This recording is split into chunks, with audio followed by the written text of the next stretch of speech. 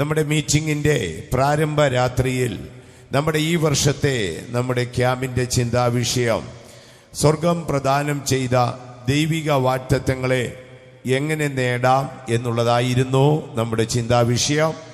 നമ്മുടെ വാഴ്ത്തപ്പെട്ട മശിഹാ തമ്പുരാൻ മരണം വിട്ടുയർത്ത ശേഷം തൻ്റെ കാൽവറി ക്രൂശിലെ നിത്യരക്ഷയുടെ സുവിശേഷം അറിയിപ്പാൻ അവൻ തന്നെ പിൻഗാമികളായ സ്ലീഹന്മാരെ അയക്കുമ്പോൾ, നിങ്ങൾ സകല സൃഷ്ടികളോടും പ്രസംഗിക്കണം, വിശ്വസിക്കുന്നവനെ പിതാവിൻ്റെയും പുത്രൻ്റെയും പരിശുദ്ധാത്മാവിൻ്റെയും നാമത്തിൽ സ്നാനം കഴിപ്പിച്ച് എൻ്റെ ശിഷ്യന്മാരാക്കിക്കൊള്ളണം. ലോകാവസാനത്തോളം എല്ലാ നാളും ഞാൻ നിങ്ങളോടുകൂടെ ഇരിക്കാമെന്ന് കർത്താവ് അവർക്ക് വാഗ്ദത്തം നൽകിയ ശേഷം മശിഹ സ്വർഗാരോഹണം ചെയ്തു.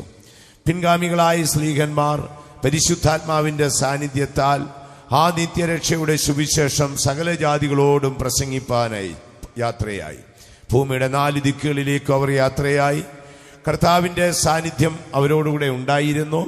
അവരുടെ സുവിശേഷത്താൽ രക്ഷ പ്രാപിച്ച് നീതിയുടെ മാർഗത്തിലേക്ക് വന്നു ചേരുന്ന ഒരു പാപിയായ മനുഷ്യൻ നീതിക്ക് അവകാശിയായി തീരുമ്പോൾ, അല്ലെങ്കിൽ യഹൂദനെ ഒഴിവാക്കി പുറം ജാതികൾ രക്ഷയിലേക്ക് വരുമ്പോൾ, അവന് സ്വർഗം പ്രദാനം ചെയ്യുന്ന അനുഗ്രഹങ്ങളുടെ ഒരു ഭാഗമായിരുന്നു ദൈവിക വാഗ്ദത്തം. 1-ാം നൂറ്റാണ്ടിലെ അപ്പോസ്തലന്മാരിൽ അഗ്രഗണ്യനായ വിശുദ്ധ പൗലോസ്ലീഹ എഫെസോസിലുള്ള വിശുദ്ധന്മാർക്ക് ലേഖനം എഴുതുമ്പോൾ അദ്ദേഹം ആ സംഭവം എടുത്തെഴുതിയിരിക്കുകയാണ്. അദ്ദേഹത്തിൻ്റെ വാക്കായിരുന്നു നമ്മുടെ ചിന്താവിഷയം. അതോ ജാതികൾ സുവിശേഷത്താൽ കർത്താവായ യേശുക്രിസ്തുവിനോട് കൂട്ടവകാശികളും അവർ ഏക ശരീരസ്ഥരും അതിലുപരി വാഗ്ദത്തങ്ങൾക്ക് പങ്കാളിയുമാകുന്നു. നമ്മുടെ ശ്രദ്ധയെ വേണ്ടി നമുക്ക് തിരുവെഴുത്തിലേക്ക് കൊണ്ടുവരാം. എഫെസ്യ ലേഖനം 3-ാം അധ്യായം അതിൻ്റെ 6-ാം വാക്യം വായിച്ചാൽ, അതോ ജാതികൾ സുവിശേഷത്താൽ യേശു ക്രിസ്തുവിൽ കൂട്ടവകാശികളും ഏക ശരീരസ്ഥരും വാഗ്ദത്തങ്ങളിൽ പങ്കാളികളുമാകും. വളരെ ആഴമേറിയ ഒരു വാക്കാണ് നാം ഇവിടെ വായിച്ചു കേട്ടത്. സുവിശേഷം കേട്ട് ഹൃദയദൃഷ്ടികൾ പ്രകാശിപ്പിക്കപ്പെട്ട് ഒരു മനുഷ്യൻ നീതിക്ക് അവകാശിയായി തീരുമ്പോൾ സ്വർഗം അവന് പ്രദാനം ചെയ്യുന്ന ചില കാര്യങ്ങളുണ്ട്. അതിലൊന്നാണ് നമ്മുടെ ചിന്താവിഷയം. അത് അവൻ ദൈവിക വാഗ്ദത്തങ്ങൾക്ക് അവകാശിയാണ്. പ്രാരംഭ രാത്രിയിൽ ദൈവിക വാഗ്ദത്തങ്ങളുടെ ഒരു ചെറിയ രൂപരേഖ നമ്മുടെ മനസ്സിൽ നാം വരച്ചെടുത്തു. പൂർവ്വപിതാവായ പിതാക്കന്മാരോട് അരുളി ചെയ്ത വാഗ്ദത്തങ്ങളൊക്കെയും തൻ്റെ പരിശുദ്ധദാസനായ യേശു ക്രിസ്തുവിൽ കൂടെ സ്വർഗം നമ്മിൽ നിവർത്തിച്ചു തരുന്നത് ഓർത്ത് നമുക്ക് നമ്മുടെ ദൈവത്തെ സ്തുതിക്കാം. ഈ ദൈവിക വാഗ്ദത്തങ്ങൾ എന്നുള്ള, അല്ലെങ്കിൽ സ്വർഗം പ്രദാനം ചെയ്യുന്ന ഈ ദൈവിക വാഗ്ദത്തങ്ങളെ എങ്ങനെ നേടിയെടുക്കാം എന്നുള്ളതാണ് നമ്മുടെ ചിന്താവിഷയം. മനുഷ്യന്റെ ആയുസ് വളരെ ക്ഷണഭംഗുരമാണ്. അതവൻ്റെ കൈവിരലുകളിൽ എണ്ണിത്തീർപ്പാൻ കഴിയുന്നതാണ്.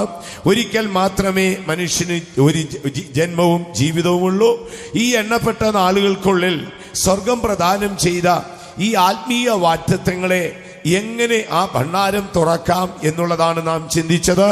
ആ ദൈവിക വാഗ്ദത്തങ്ങളുടെ ഭണ്ഡാരങ്ങളെ തുറക്കേണ്ടതിന് നാം തിരുവെഴുത്തിൽ നിന്ന് 3 പ്രധാനപ്പെട്ട കാര്യങ്ങൾ ചിന്തിച്ചു. പ്രാരംഭ രാത്രിയിൽ നാം ചിന്തിച്ചത് വിശ്വാസത്തെക്കുറിച്ചായിരുന്നു.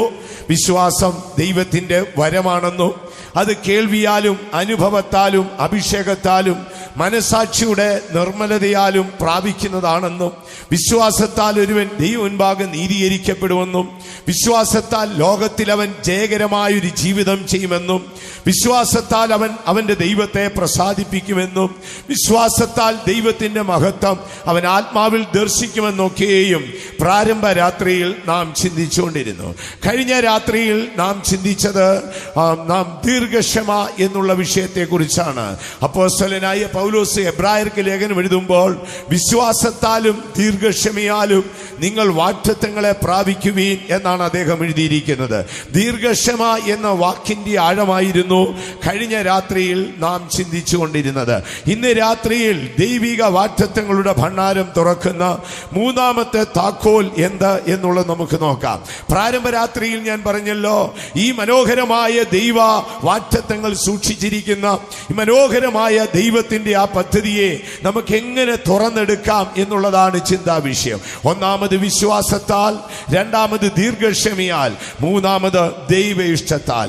അപ്പോസ്തലനായ പൗലോസ് ശ്ലീഹ ഹെബ്രായ ലേഖനം എഴുതുമ്പോൾ 10-ാം അധ്യായം അതിന്റെ 35-ാം വാക്യത്തിൽ അദ്ദേഹം പറയുകയാണ്, നിങ്ങൾ ദൈവ ഇഷ്ടം ചെയ്ത് വാഗ്ദത്തങ്ങളെ പ്രാപിപ്പാൻ ഉത്സാഹികൾ ആയിരിപ്പീൻ. വായിച്ചാൽ, ദൈവേഷ്ടം ചെയ്ത്, ദൈവത്തിന്റെ ഇഷ്ടം ചെയ്ത് വാഗ്ദത്തം പ്രാപിക്കുക. അപ്പോൾ ഇന്ന് രാത്രിയിൽ നമുക്ക് ചിന്തിക്കേണ്ടത് 8000-ഓളം വാഗ്ദത്തങ്ങൾ മാനവരാശിക്ക് പ്രദാനം ചെയ്തിരിക്കുന്ന വിശുദ്ധ മകൾ ഗ്രന്ഥമായ ബൈബിളിലെ വാഗ്ദത്തങ്ങൾ തുറന്നെടുക്കേണ്ടതിന് അടുത്ത ആവശ്യം ദൈവ ഇഷ്ടം എന്നുള്ളതാണ്. മുൻഗാമികളായ പല വിശുദ്ധന്മാർ കൂടെയും നാം ഈ തിരുവെഴുത്തിന്റെ ആഴങ്ങൾ കേട്ടിട്ടുള്ളതാണ്.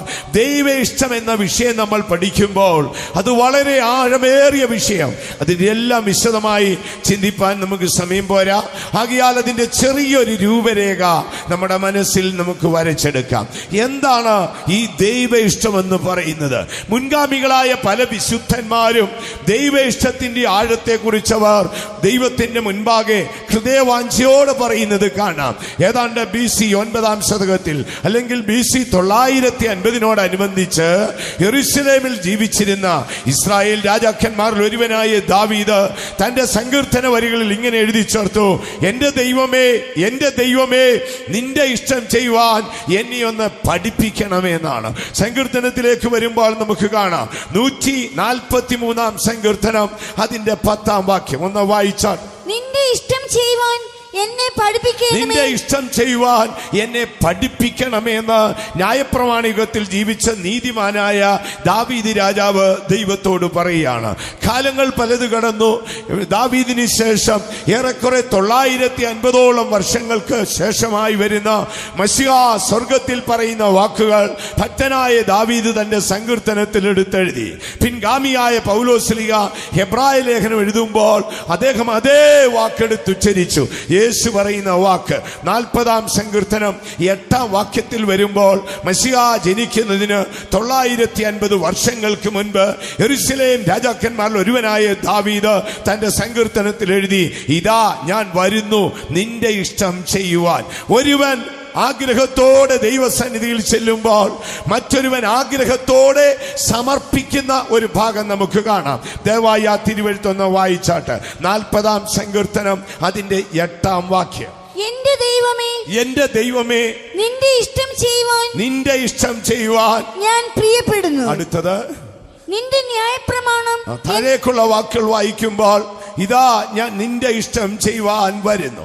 ഈ വാക്ക് ദാവീദിന്റെ വാക്കാണെങ്കിലും ആ വാക്കിന്റെ പിന്നിൽ മശിഹായുടെ ഏറ്റുപറച്ചിലാണ്. പിൻഗാമിയായ പൗലോസ് ശ്ലീഹ ഹെബ്രായർക്ക് ലേഖനം എഴുതുമ്പോൾ ഈ ദാവീദ് രാജാവിന്റെ സങ്കീർത്തനത്തിന്റെ വരികൾ അദ്ദേഹം എടുത്തെഴുതിയിട്ടുണ്ട്. ഹെബ്രായ ലേഖനം 10-ാം അധ്യായം 7-ാം വാക്യം ഇങ്ങനെയാണ് പറയുന്നത്, പുസ്തകച്ചുരുളിൽ എന്നെ കുറിച്ച് എഴുതിയിരിക്കും പോലെ ദൈവമേ, ഇതാ ഞാൻ വരുന്നു നിന്റെ ഇഷ്ടം ചെയ്യുവാൻ. വായിച്ചാൽ, അപ്പോൾ ഞാൻ പറഞ്ഞു, ഇതാ ഞാൻ വരുന്നു, ഇതാ ഞാൻ വരുന്നു, പുസ്തകച്ചുരുളിൽ എന്നെ കുറിച്ച് എഴുതിയിരിക്കും പോലെ ദൈവമേ, നിന്റെ ഇഷ്ടം ചെയ്യുവാൻ ഞാൻ വരുന്നു. ഇത് നമ്മുടെ കർത്താവായ യേശുവിന്റെ സാക്ഷ്യമാണ്. യേശു 33.5 വർഷക്കാലം ഈ ഭൂമിയിൽ ജീവിച്ചു. അതിൽ 3.5 വർഷക്കാലം തന്റെ പരസ്യ ശുശ്രൂഷയായിരുന്നു. ഗലീല കടൽ തീരത്തെ പ്രഭാഷണങ്ങളും ഒലിവുമലയിലെ പ്രഭാഷണങ്ങളും ആയതുപോലെ ദേവാലയത്തിലെ പ്രഭാഷണങ്ങളൊക്കെ ബൈബിളിൽ എടുത്തെഴുതിയിട്ടുണ്ട്. പക്ഷേ ഇങ്ങനെ ഒരു വാക്ക് തന്നോടുകൂടെ നടന്ന ശിഷ്യന്മാരോ രക്ഷാസുവിശേഷം എഴുതിയ യോഹന്നാനോ അല്ലെങ്കിൽ പിൻഗാമികളായ ശ്ലീഹന്മാരോ എഴുതിയിട്ടില്ല.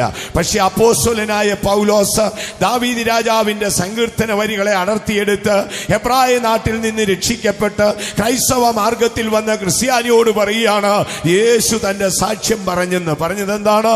പരിശുദ്ധ പിതാവേ, ഞാൻ ലോകത്തിലേക്ക് വന്നപ്പോൾ നീ ഹനന്യയാഗങ്ങളെയും വഴിപാടുകളെയും ഇച്ഛിച്ചില്ല, സർവാംഗ ഹോമ യാഗങ്ങളിൽ നീ പ്രസാദിച്ചില്ല. അപ്പോൾ ഞാൻ പറഞ്ഞു, ഇതാ ഞാൻ വരുന്നു. പുസ്തക ചുരുളിൽ എന്നെ കുറിച്ച് എഴുതിയിരിക്കും പോലെ നിന്റെ ഇഷ്ടം ചെയ്യുവാൻ ഞാൻ വരികയാണ്. ഒരുവൻ ദൈവ ഇഷ്ടം ചെയ്യാൻ എന്നെ പഠിപ്പിക്കണമേ എന്ന് പറയുമ്പോൾ യഹൂദയുടെ വംശത്തിൽ തന്നെ വന്ന് 28-ാം തലമുറക്കാരനായ ആട്ടിടയന്മാരുടെ പട്ടണമായ ബേത്ലഹേമിൽ ജനിച്ച നമ്മുടെ മശിഹ പറയുന്നു, ഇതാ ഞാൻ വരുന്നു നിന്റെ ഇഷ്ടം ചെയ്യുവാൻ. അപ്പോൾ ഇന്ന് രാത്രിയിൽ നമുക്ക് ചിന്തിക്കേണ്ടത്, മനുഷ്യാവതാരമെടുത്ത് ദാനലോകത്തിലേക്ക് വന്ന മശിഹായെ കുറിച്ച് ഈ ലോകത്തിലേക്ക് തന്നെ അയച്ച പരിശുദ്ധ പിതാവിന് എന്തായിരുന്നു ഇഷ്ടമെന്ന് നമുക്ക് നോക്കാം. ദൈവത്തിന് മഹത്വം ഉണ്ടാകട്ടെ. തിരുവെഴുത്തിന്റെ ആഴങ്ങളെ നാം ചിന്തിക്കുമ്പോൾ ഏകാഗ്രതയോടെ നിങ്ങൾ ദൈവസേനയിലായിരിക്കണമേ എന്ന് ഞാൻ അപേക്ഷിക്കുകയാണ്. ദൈവത്തിന് മഹത്വം ഉണ്ടാകട്ടെ. ഇതാ ഞാൻ വരുന്നു നിന്റെ ഇഷ്ടം ചെയ്യുവാൻ എന്ന് പറയുന്ന വാഴ്ത്തപ്പെട്ട മശിഹായെ കുറിച്ച് പരിശുദ്ധ പിതാവിന്റെ ഇഷ്ടം എന്താണ്? യേശു തമ്പുരാൻ ലോകത്തിൽ ജനിക്കുന്നതിന് 700 വർഷങ്ങൾക്കപ്പുറം യെരൂശലേമിന്റെ വീതിയിൽ ജീവിച്ച ഭക്തന്മാരിൽ ഒരുവനായ പ്രവാചകനായ യെശയ്യാവ് തന്റെ പ്രവചന ചുരുളിൽ യേശുവിനെ കുറിച്ചുള്ള പരിശുദ്ധ പിതാവിന്റെ ഇഷ്ടം എടുത്തെഴുതി. യെശയ്യാ പ്രവചനം 53-ാം അധ്യായം അതിന്റെ 10-ാം വാക്യം ഇങ്ങനെയാണ്: അവനെ തകർത്തു കളയുവാൻ പിതാവിന് ഇഷ്ടം തോന്നി. ഇതാ ഞാൻ വരുന്നു. സർവാംഗ ഹോമയാഗങ്ങളിൽ പ്രിയപ്പെടാത്ത ദൈവമേ, യാഗം ആവശ്യപ്പെടാത്ത ദൈവമേ, നീ എനിക്കൊരു ശരീരം തന്നു.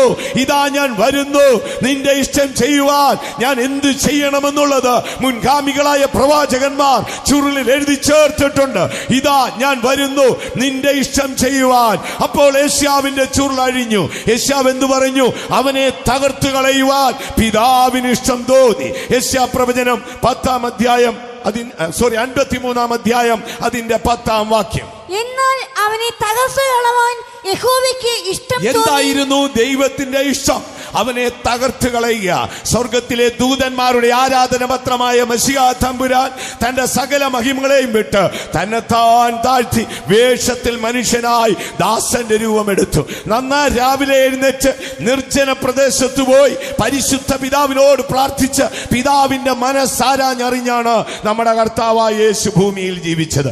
ഓരോ ദിവസം കഴിയുന്തോറും തന്റെ കാലുകൾ തന്നെ ഗോൽഗോത്തായിലേക്ക് നടത്തുന്നു എന്നുള്ള സത്യം യേശുവിന് അറിയാമായിരുന്നു.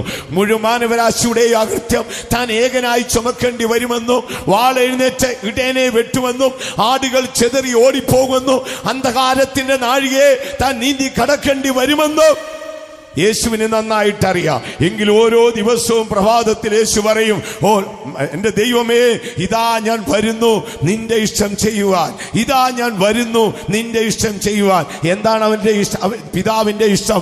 അവനെ തകർത്തു കളവാൻ പിതാവിന് ഇഷ്ടം തോന്നി. പാപത്താൽ പർദീസ നഷ്ടപ്പെട്ട ശാപയോഗ്യനായ മാനവരാശിയെ ഉദ്ധരിച്ചെടുത്ത് നീതിയുടെ അവകാശിയാക്കി സ്വർഗത്തിൽ കൊണ്ടെത്തിക്കുക എന്നുള്ള ദൈവിക പദ്ധതിയോടെ സ്വർഗത്തിൽ നിന്ന് ഭൂമിയിലേക്ക് അയച്ച മശിഹായെ ഗെത്സമന തുടങ്ങി ഗോൽഗോത്തായോളം തകർത്ത് അവന്റെ ദേഹമെന്ന തിരശീല ചീന്തി ദൈവത്തിങ്കലേക്കും ജീവവൃക്ഷത്തിലേക്കും ദൈവ നഗരത്തിലേക്കുമുള്ള വഴി തുറക്കുക എന്നുള്ളതായിരുന്നു പരിശുദ്ധ പിതാവിന്റെ ഇഷ്ടം. അപ്പോൾ യേശുവിനെ തകർത്ത് കളയുക എന്നുള്ളതാണ്. ബ്രോക്കൻ എന്നൊരു വാക്കാണ്. അത് ലാറ്റിൽ നിന്ന് കടമെടുത്തിട്ടുള്ള വാക്കാണ്.